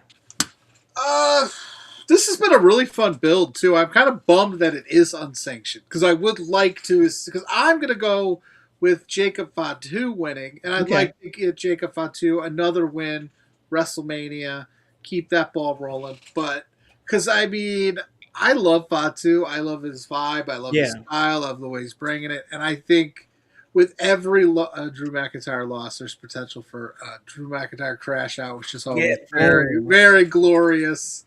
And I think we need to strap a rocket to Fatu. So I'm going to go with Fatu. Yeah, I like that. Most definitely a good point there from Pluggo. The Voice, Josh Joseph. Who do you got in this unsanctioned match? Jacob Fatu, Drew McIntyre. I'm picking Fatu also, but I'm gonna add this to it. Jacob wins. Drew has amazing spots in it. Drew gets a title match before Jacob gets a title match. Ooh. Drew gets a title match before Jacob gets a title match. Is that? Yeah, I don't think they're in any thought process right now for Jacob to touch a title again until probably SummerSlam. Okay. I think they're gonna build with him a lot more, and get him to a level where we're just talking about Jacob Fatu going into the summer. I could definitely see a summer of Fatu. That just sounds good. Like that the summer of Fatu just sounds good. Before we get to Bryce here and get his thoughts, let's hop in the chat here because we have my son here. He has a good question here as far as this match, the unsanctioned match. Do we see blood in the match? He also goes on to say it definitely warrants blood, but it's on ESPN. That's a hell of a thought. Because I think the match should have some blood. It's definitely one of those matches that has culminated between these two, and we've already seen Jacob bleed. Jacob has already bled from the hands of McIntyre, so that door has already been opened. Yeah, but I mean, ESPN's had UFC on their networks, so That's Yeah. also I true. don't think blood's a thing with this It's one. I think it's a solid question, but I think you got a solid answer. Yeah, it's ESPN. It's going to be fine. They have boxing too. You ever those motherfuckers bleed too. But I get where it is. Yeah, I totally understand where, as a fan, where his question's coming from. Probably thinking of more like, hey, because there's some stations that are like, oh, we don't want to see blood, we don't Yeah, want any of that stuff, yeah. No, but I mean, it's valid because and They this is why I hate that I'll rant about it in a second, but like, yeah, like they can do anything. It's unsanctioned, but like, there is a cap on what anything is since it's on ESPN, right? Like, I'm not saying they're going to go in there and do some death match spot per Well, se, yeah, there's but not going to like, be a crucifixion of one of them or something right, like but that like, we've yeah, seen in like, the past. But they'll go to a limit of like Hell in a Cell of what we've seen between Drew and CM Punk, and there might be a spot where it does make you cringe, but I think ESPN's at a level where they're able. Plus, to get ESPN, you have to buy something, so you're purchasing it. So it's like back in the day, if you wanted to hear curse words and stuff, you begged your parents to get HBO, and then you could hear all the curse words you wanted, and the shows opened up for you. Yeah. Yeah. I mean, you could see boobies if you wanted on there. Yeah, not the movies. Not the movies.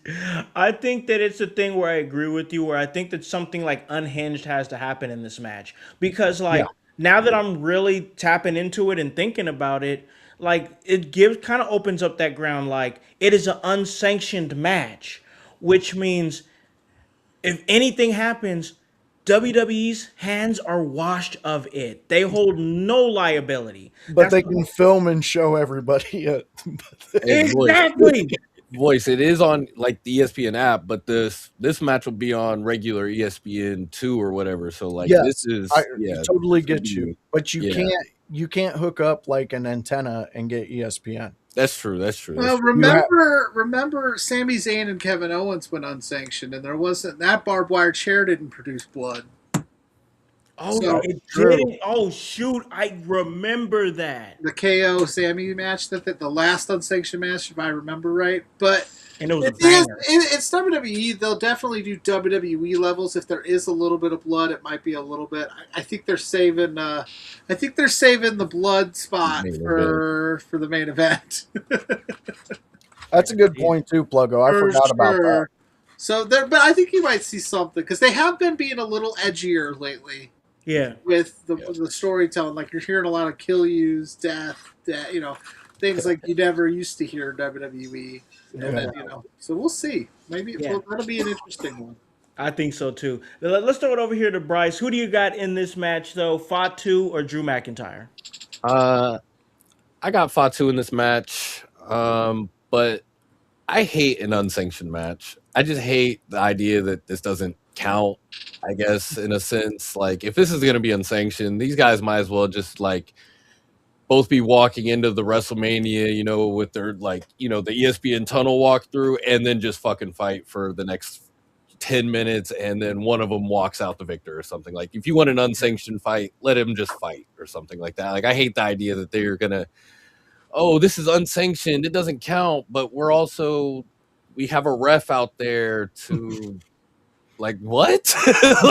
We let you use our ring. But also, Let's count the use our pins. time and our ring and our fans can Do you want watch to use some of it. our workers for your It entrance? just doesn't make sense. The So, better question is, do they have entrances? Do these guys have entrances, or do they brawl to the ring like you said? well, the that's other way? that's what I'm saying. Like they should never even. There should just never even be a mention. These guys should just. Oh, I see you. I hate you. Or fighting. We might be fighting during the 6-man tag, and then we just see one of them walking out of the building. Like, yeah, I whooped his ass. He's crumpled over on the floor. Like we know Drew won the unsanctioned fight or Fatu won the unsanctioned fight because the other guy's bloody in the corner or something like that. But like, they should be ref. Like, there should be You some could like have called shouting. this. You could have called this a street fight and got the same effect. Yes, and then like to tell me like, yeah, like, and then to get into, oh, if Drew gets the title match before him, it's like, yeah, then that pisses me off more because Fatu wins and then he's behind him in the line still or something. Like, it Well, the just win doesn't matter. Like that's the thing. like, Even if Fatu wins, it doesn't count as a WrestleMania win because the match doesn't matter. It's unsanctioned. so yeah, it's just I just hate the idea of something being unsanctioned. Just call it a match, bro. Don't send a ref out there. Just let him die. Yeah. This is like Howse says, too many ingredients in the recipe.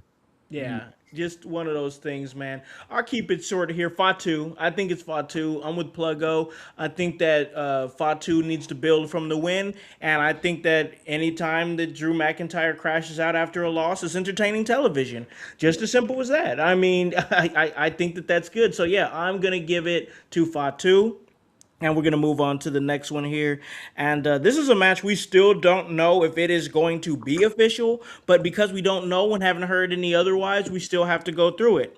And that is the women's Fatal 4-Way Tag Team Championship match. That is the Irresistible Forces, Nia Jax and Lash Legend, the Bella Twins, Lyra Valkyria and Bailey, and of course Alexa Bliss and Charlotte Flair. Pluggo, who do you got in this women's Fatal 4-Way? Who do you think walks out champs? Oh, this is pulling at my heartstrings, man, because I love me the Bella Twins. I think they're fantastic. I think they get so much hate for no reason whatsoever. Yeah. They're Hall of Famers. Yeah. They held down that division for a long time. But I think Nia and Lash retain here. I like what Lyra and Bailey did on Monday, being a little edgier and stealing a win there, do what they had to do. I think Charlotte and Alexa's been fun, but I don't know how long they are for the tag division. I think it's only a matter of time before they end up back in the world title picture. I think it's a state where we could put Lash and Nia, like, cement them as a an irresistible force in the tag division here and give them a big win. And if not, I'm taking the Bellas if they're healthy, but I'll stick with my pick. Okay, gonna go with the. Why do you hate the Bellas, man? Because Because what? Because they're trailblazers? Because they're the Trailblazers there. You are insane. All right. I don't like Nikki Bella's acting. I think that it's all manufactured, and man, she pissed me off when I was younger. There were so many other women. She hurt me in the past. Bro, if you don't get hyped when Brie mode is screamed across your television, I don't know if I could be a part of your household. Damn it, man. I'll sleep in the shutout back. Damn it, I knew this was going to happen one day. I'll stay on the property, but I don't want to be inside the house. Damn it, I knew this was going to happen one day. All right, we're going to move on here. Voice, who do you got? Fatal 4-Way Tag Team Championship match, Irresistible Forces, Bellas, Bailey, and Lyra Valkyria, and Flair. And damn, that's a mouthful. Flair and Alexa Bliss. Who do you got, Voice? I'm going to go with Bailey and well, how do you say it? Bakery? The bakery. Is that how he's saying it? Are we calling No. Are we calling Bailey and Lyra Valkyria Bakery? Yeah, I think every team needs a name. So Bakery? Right. Let me show you. This is Chat Chief's pronouncing of the name. And then this is his reasoning. Damn it. Because Bailey's got bones. Damn it. Can we get the social media team can we get them to get a picture together of Lyra Valkyria and Bailey in big chef's hats, all right, big like bakery hats, all right, with like some, what is it?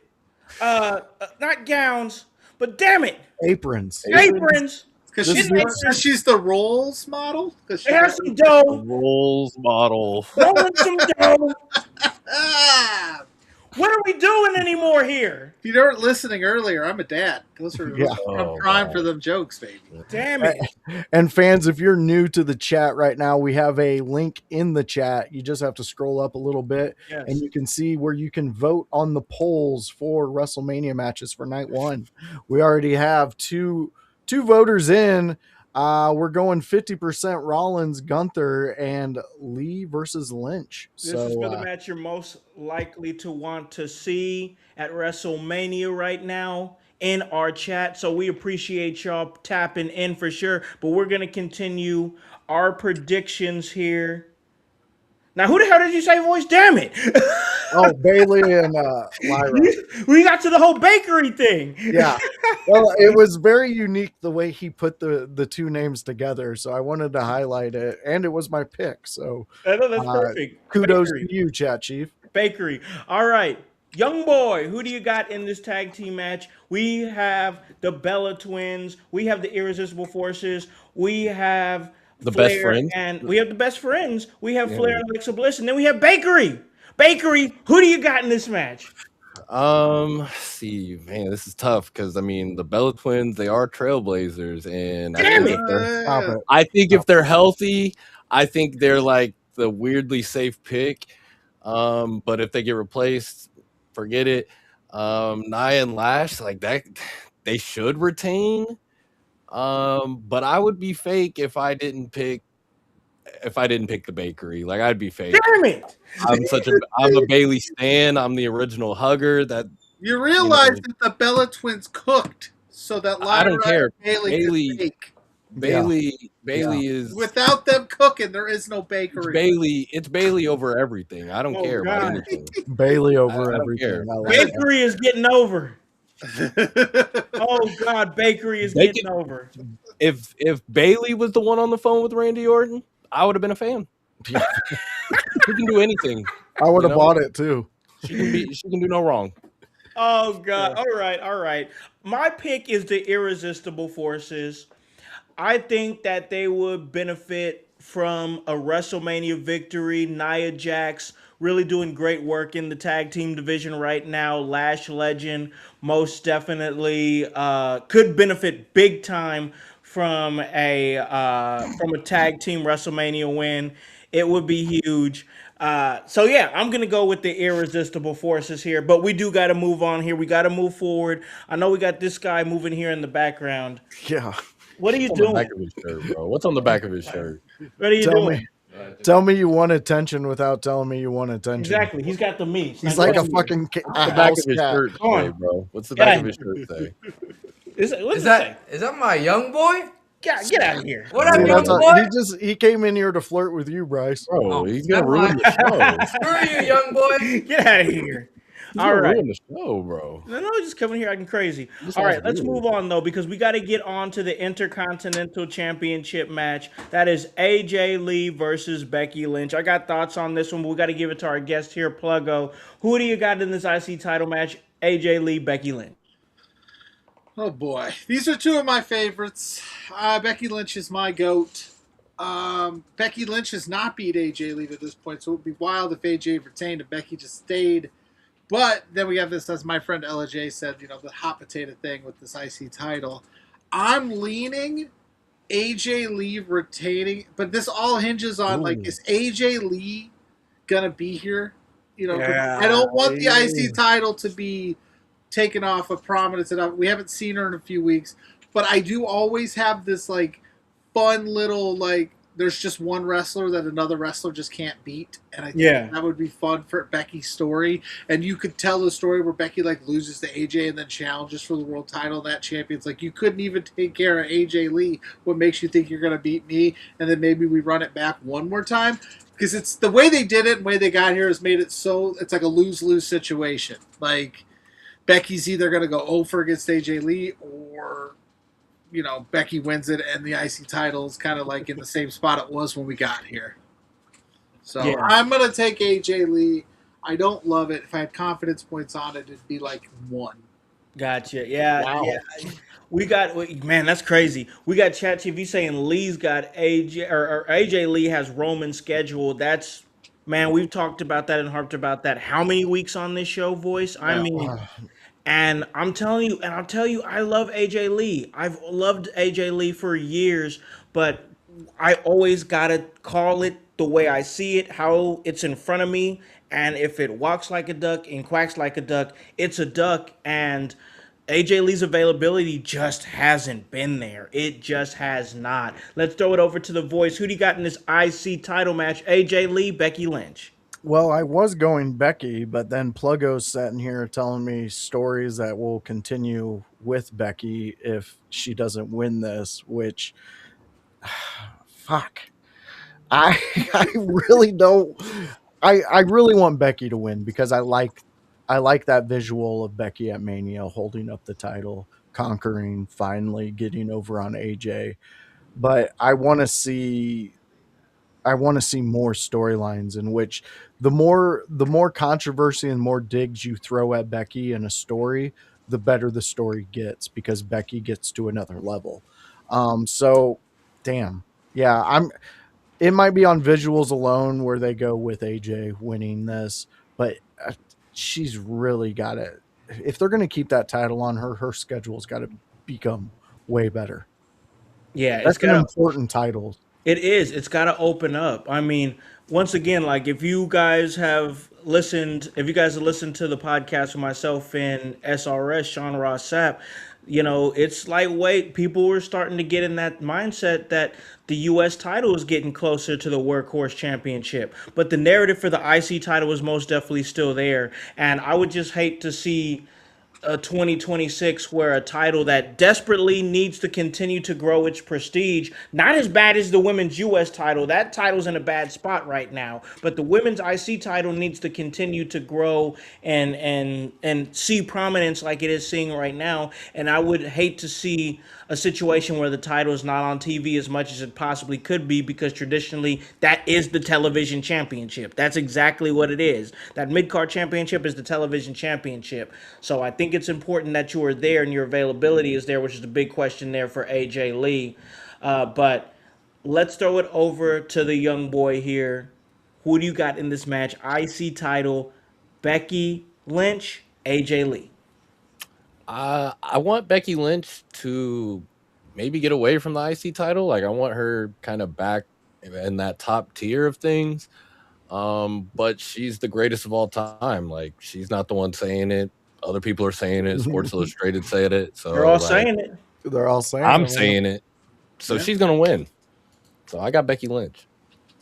Hey, I feel that. I feel that. And once again, like I said earlier before we started, going around the panel here, I got some thoughts, and my thoughts are this, and it's exactly what we talked about. That's the availability of AJ Lee. I don't trust it. That's not hate. That's not me turning on AJ Lee. I'm still a huge fan. I enjoy when she's there, and I enjoy what she puts on my TV screen when she's out there. But I also go with the track record and the history. And just in the last few months, she has not been there. I really think that leading up to her match, I believe at the I think it was Elimination Chamber. I think she could have really benefited from like a warm up match there. She just wasn't on TV enough, and she is somebody who, when she debuted, and I'm not going to go through all of this and go through the whole rigmarole, go through the whole diatribe again about what I was said about her return, but I will say this: when she returned, the questions were, this is amazing, because this is a woman who was somebody who broke down barriers for the women's division in a time where it was desperately needed. Now you look at the women's division now and it's thriving in such a real way. How is she going to drop into that division? And here it is. Here it is in April. We're a week away from WrestleMania. And my question is this: what is AJ Lee going to realistically do past WrestleMania? Because is it great that she's there? Yeah. Does the women's division truly need her? No, they don't. I think Becky Lynch wins the championship back. I think AJ Lee comes off of TV. I think we've seen the time that we've seen of AJ Lee, and it was good for what it was. It was a nice little run leading up to like 6 months. But I think she drops the title at Mania. Maybe we see an appearance or two past that. Then we ain't gonna see her again for a little bit. That's just my thoughts on it. Becky Lynch wins and takes the IC title, keeps pushing forward to making that title, in her mind, the most important women's title on Monday Night Raw. So let's keep on going and moving on here because we have another match to talk about. We got quite a few other matches to talk about here, but let's throw it to Seth Rollins versus Gunther. Seth Rollins versus Gunther is a match that was voted for here on our poll for one that you guys out there in the household are most excited for. But who do you got, Pluggo, in this match? Seth Rollins and Gunther. Oh, this is another one of those toss-ups. I think we see a world where it's got to be Gunther. He did say that thing about Paul. I actually predicted it this way. I'm going to go this route. I changed my mind on the fly here.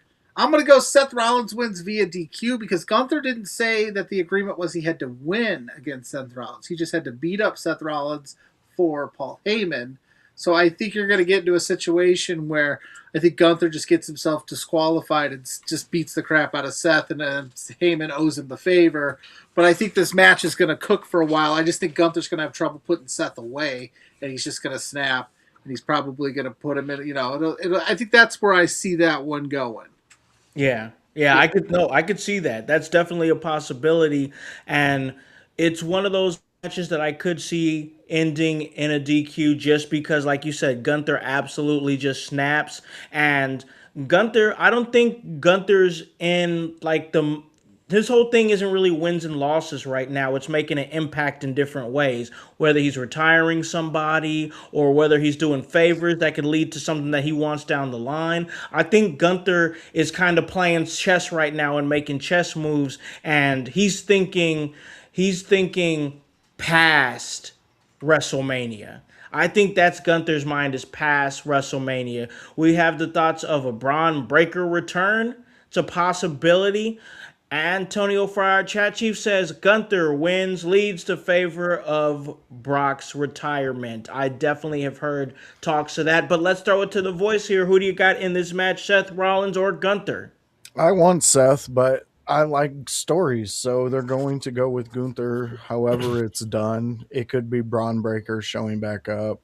Uh, and then I see things like Chris Jericho causes Gunther the match. Oh wait, and I laugh. But yeah, I still think it's Gunther in some way or another.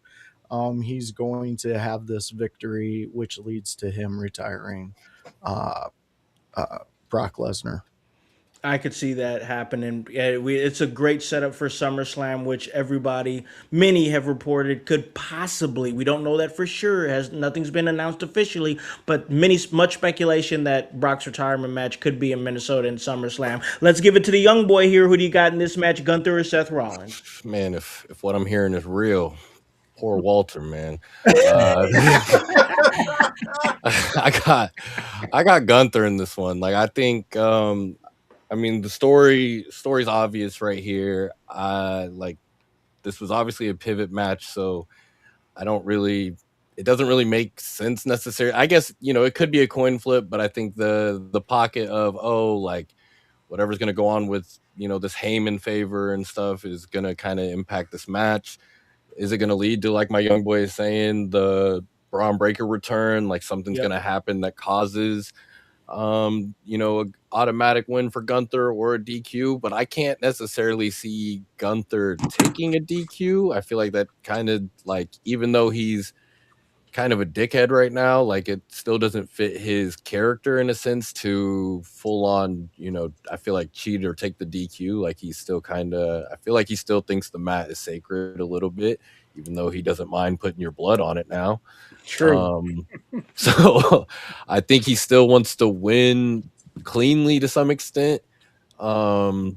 He just doesn't mind if it gets a little dirty now. Like I don't think he wants the help, but I think he doesn't mind if the edge is there.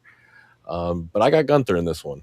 I got you. Yeah, I think that the story here is Gunther fulfills the favor. We lead up to SummerSlam. I mean, that's what I think we're doing. I just don't see the benefit of Gunther losing and Seth Rollins winning at Mania right now at all. Seth Rollins. He's been staggered in the last few months with injuries, so it's kind of like he's been on the show, but he hasn't done too much. And then he kind of was like a caveat for the massive Obafemi and Brock Lesnar moment where Obafemi put Brock Lesnar on his shoulders easily and dropped him. So it hasn't really been about Seth Rollins, but Seth Rollins has been there.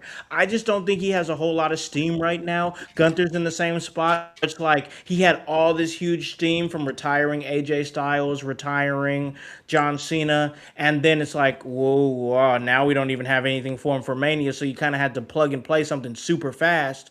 The match is going to be great. These two in the ring are going to be amazing. It's just how we got here that's kind of tough. But yeah, I'm going to go with Gunther. But let's go ahead and bring this bad boy home with our last two matches, and the second to last one here being the Women's World Championship match. Stephanie Vaquer, Liv Morgan. Pluggo, who do you got?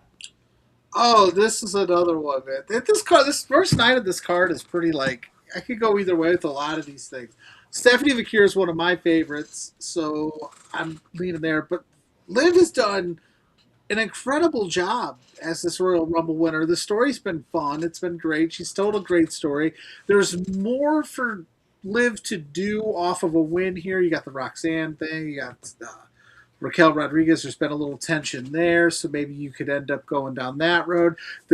Stephanie was injured for a little bit of this, so maybe it's a good chance to give her some time off to fully recover. I'm leaning Liv Morgan.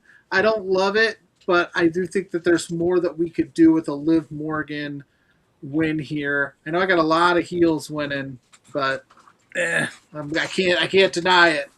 Yeah, you Can't deny it. gotta go with your gut, man. That's That's what we're exactly what doing. we're doing here. That's We what gotta we're go with doing. our gut. I agree with you there, man. Voice, who do you got here? Stephanie Vaquer, Liv Morgan, Women's World Championship. I'm going sewer rat live. I think the experiment of Valkyra is over. I think we've seen what we can get out of a title run with her. And yeah, that's where I'm at with it. Gotcha. My Gotcha. grandma said, don't say mean things. You have nothing nice to say. So that's where we're at, right to the analytics of it. Gotcha. My grandma said, "Fuck that." Yeah. It sounds like I should have been adopted by your family. She did not. My grandma was a saint. Young Boy Bryce, Stephanie Uh, Vaquer, Liv Morgan, Women's World Title. Who you got? I don't agree with Chat Chief. That's for sure. He says the care is going to lose, and it sets up a run in a AAA versus La Flamingo. That's not going to happen. But I do think Stephanie Vaquer needs some friends if she's going to fight Liv Morgan, because unfortunately, I think the numbers game is just one of those things that it's just always going to catch up to somebody. I mean, unless she just hurt everybody by shoving them into each other. Like, not only does Roxanne exist, but Raquel Rodriguez is still somewhere out there to also get in your way. So, Yep. I think it's a numbers game at the end of the day. Stephanie can find some friends, and maybe, but I got Liv Morgan. I gotcha. Yeah, I guess we're all across the board here because I'm going Liv Morgan. If you guys listen to the show regularly and have listened for a few months, I was down on Stephanie Vaquer for a long time. I think that she's picked it up a lot in some ways and brought that intensity, which I think was something that was the biggest missing pieces. I thought she didn't emote enough. Fantastic in-ring competitor, great look, absolutely great, but I just didn't think she emoted enough. That has gotten better over time, but I think that right now is the best time for that experiment to end, and we continue to develop Stephanie Vaquer in another way because I think that they believe in Stephanie Vaquer in a way that they see her as a top star. They see her as top billing. They see her as a future, like, face of the company. Like where Rhea Ripley is right now, that is where they want to slot Stephanie Vaquer in the future. It makes sense. I get it. I think that there's still some clay that needs to be dried on Stephanie Vaquer. Liv Morgan is somebody who's now become a proven formula. And I think that you want a strong women's championship run coming out of WrestleMania. I'm giving it to Liv Morgan. Now we got to go to the main event. This muddied up main event. What are we even doing anymore? But we're going to talk about it. That is the WWE Undisputed Championship. The American Nightmare Cody Rhodes going up against the Viper Randy Orton with Pat McAfee. Pluggo, who do you got in this match? I got us, the fans. We're winning because Pat McAfee, the greatest punter of all time, is here to save us. Oh my And he's God. giving us this match at a 25% off discount. Damn it! So we are all winners here. Yeah.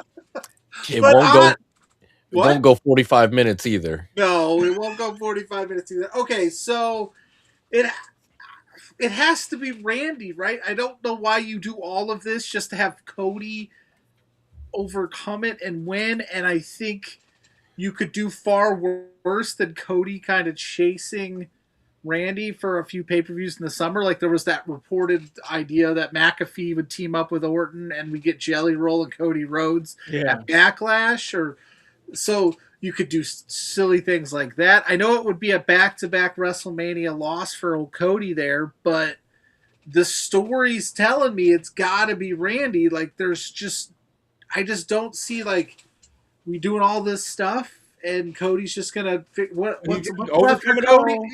Yeah, overcome it all. What's left for him to overcome? So that would at least give us a proper like Cody Randy feud heading into like SummerSlam for the summer. Yeah. Like I'm here for that. So let's do that.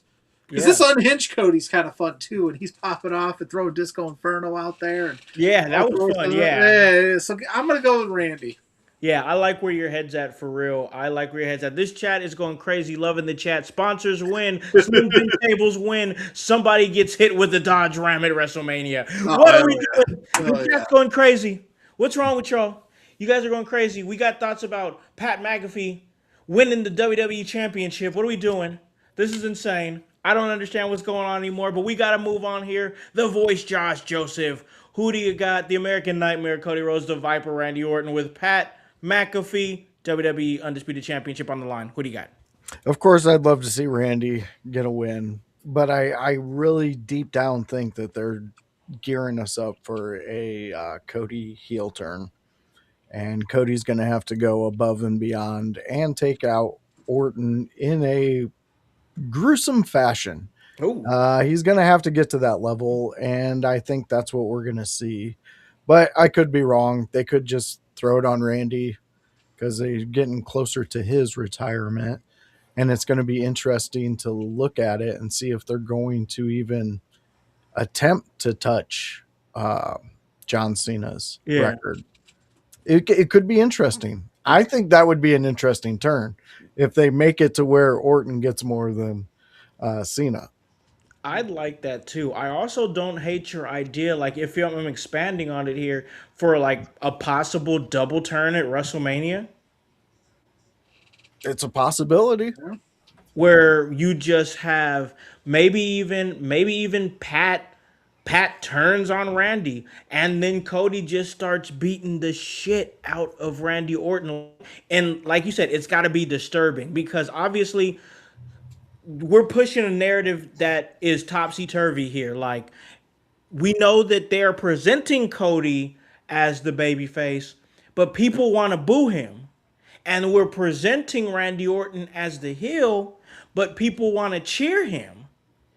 If there was ever a time for a double turn, especially if you just want to pop your shit at WrestleMania and get people talking, this is the time to do it. Yeah. This is the time to do it. This is literally like, if you really like peep it, like from a bird's eye view, this is a perfect opportunity for a double turn at WrestleMania and just get people talking.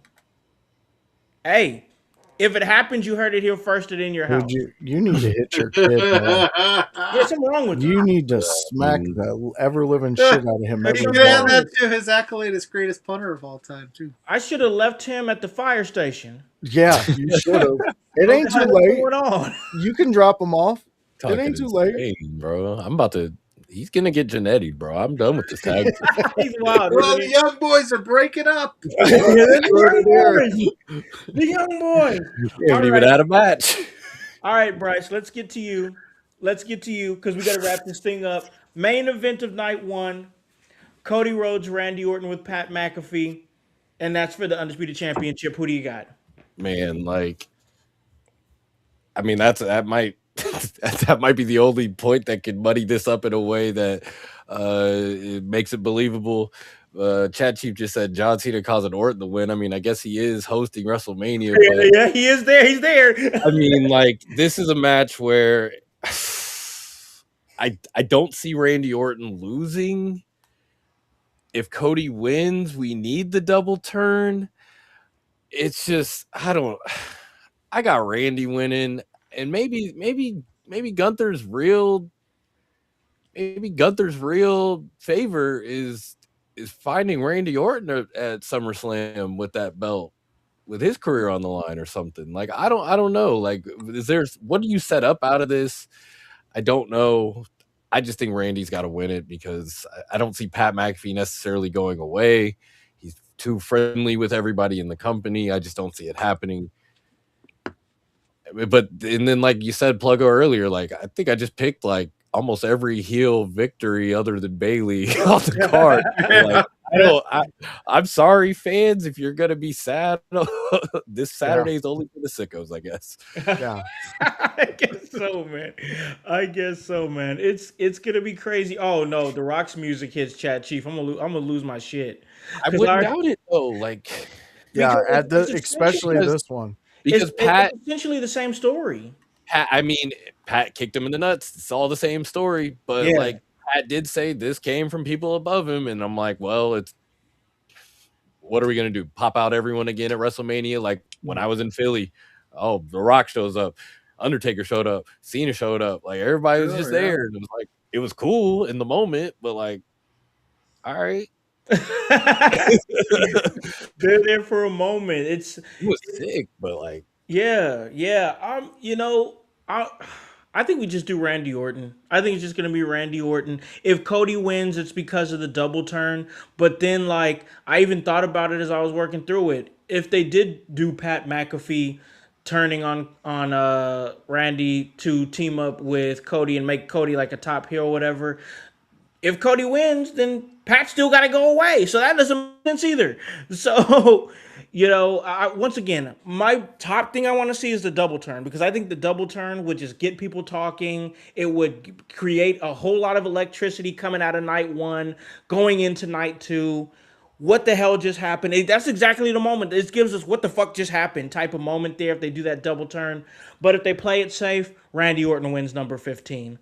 So that's going to be my pick is Randy Orton wins, and we're going to see Cody Rhodes and Jelly Roll versus Pat McAfee and Randy Orton at Backlash. So that could be what we see. That's a strong possibility. But let's right out of here, call this a really great episode because we enjoyed having Pluggo here to talk some WrestleMania with us, talk some SmackDown with us. It's always fun to get somebody that is doing what we're doing to come on and be a part of the content creator series. It was great. And because you gave your time, I want to give you the opportunity and the floor here to plug anything that you want to plug. Where can they catch you and everything that you're doing?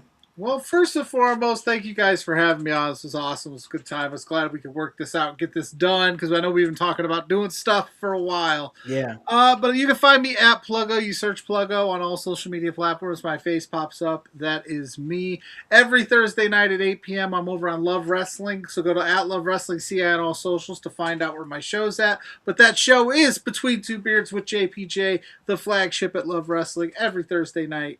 You don't want to miss out what we got going on there. It's at B2Beards on all socials for what we've got coming up. And then on the weekends, I do a show called For Exposure with Blair Pacheco of the Grainmaker Wrestling Podcast, where we talk the world of independent wrestling. Go to @ForExposurePod there. And then everything that I write is up right now on lovewrestling.ca. Love it, man. We love it, and we appreciate you taking the time and all the work that you're doing out there, man, because you are out there grinding, doing great work. Bryce, what are you doing in the chat? You're here. Oh, my God, I almost forgot, too. I also contribute for the Main Event Wrestling Network at maineventwrestling.net. I will be live in about an hour and a half talking AEW Dynasty over there, so go check that out. Yes, Dynasty is going down tonight for you AEW fans. And hey, if you're AEW fans, I'm sure we'll talk some of that on Thursday. But I got to give it to my guy, Voice, here because he'll tell you all the shows. He's got it down to a science and he'll let you know exactly what's up. Voice, where can they catch you in everything you're doing? All right, fans. So if you're into what we're doing here, why don't you join us on Tuesday night at 6 p.m. where me and Kevin Calloway, we talk Monday Night Raw. It's the Monday Night Raw recap on a Tuesday with the Chaos Goblin and the Voice, and we talk about Monday Night Raw. If you're a fan and you've been a part of the show, you can definitely see there are plans made, but the chat dictates the show. So we jump around. We definitely hit what you guys want to talk about, but we always have things to talk about. And Kevin Calloway is always top on the list when you want to listen to somebody break down a Yes. show. He's very good at it. He also does producing of his own shows, wrestling shows, and things like that. So go check him out. And you can do that at Monday or Tuesday for the Monday Night Raw recap show at 6 p.m. So if you're not sick of me after Tuesday, there's a show we do on Wednesday called the ECW Watch Along. It's a fun show. It's where you kind of can guess it in the name. We watch ECW.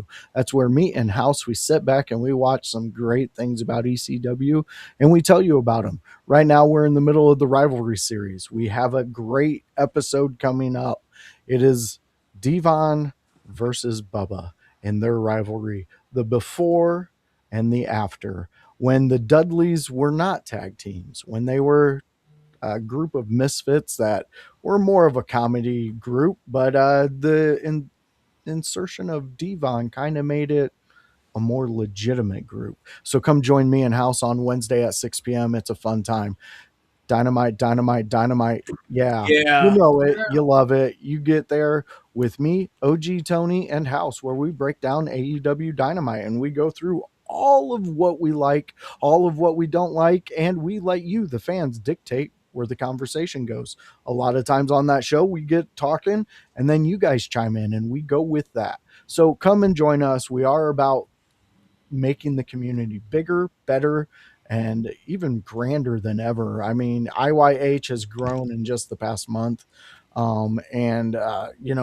can't wait for what's next on the card, what we're about to do. So come join us, be a part of the household, and enjoy these shows that we're putting out there.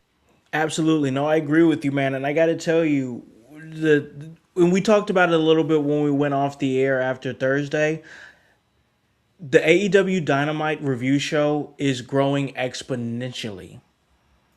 The chats are starting to get more like active in there. We're getting a lot more people in there talking Dynamite. And like, here's the thing, we're not always positive about it. But that's why I love that we do the love and lows, bro, because it keeps things balanced and it keeps the chat active. People hop in there, they give their loves, their lows. Yeah, the AEW Dynamite review show is really growing, and I'm proud of the way that's moving. And we decided we wanted to cover Dynamite late last year, and we've stuck with it, and the show has grown very nicely. I'm happy with it. But Bryce, I know that once again your content journey is really kicking off, and we're here to help with it. But where can they catch you and everything that you're doing? Shoot, I'm just in your house. Don't call the cops. I'm on the Facebook. I might be throwing a post out here and there with the Chat Chief and Hypocrisy Jones. I might be pulling up to a Sunday house party near you. Sometimes I might be, licking windows and stuff every once in a while. So I'm just a guy who, I'm a little drifter. No Elias, but you can find me where you find me, and I'll be there. So just know that. He's our couch surfer of the IYH group. I'm gonna find anybody and everybody, though. If you need to go talk to somebody, I'll find them for you. Yeah, you can do that for sure. We love it, man. We enjoy it. And I know another place that you can join myself, Voice, Bryce, and the other team IYH is this coming Saturday. WrestleMania Night 1, we'll be doing a live stream watch party, and we're going to be hanging out watching WrestleMania Night 1, so you guys can check that out. And we have the graphic ready. I'll drop it on social media as soon as this podcast is done. But one last final thank you to our brother and member of the IWCC, Pluggo, for coming on and taking his time to chat with us about wrestling. We know we got to get you out of here. You got a lot of work going on. You got another podcast here. You took the time, and we appreciate you, man. Thank you so much for coming and joining us, and you are always welcome at In Your House. Well, thank you. Right on, man. So, for Pluggo, for the young boy, Bryce, and the voice, Josh Joseph, and the whole team here at In Your House, I'm Alakon, the Con Man House, here to remind you to tell a friend, to tell a friend, to tell a friend to hop on this bandwagon, get on or get gone, because the household is still going mighty strong. You guys have a great day and a great rest of your week. Peace. And enjoy chicken. Yeah. In your house with O'Con. Hey, O'Con in your house. Hollywood in your house. Hypocrisy's head in the clouds. Curating all kind of loud. Wrestling in front of the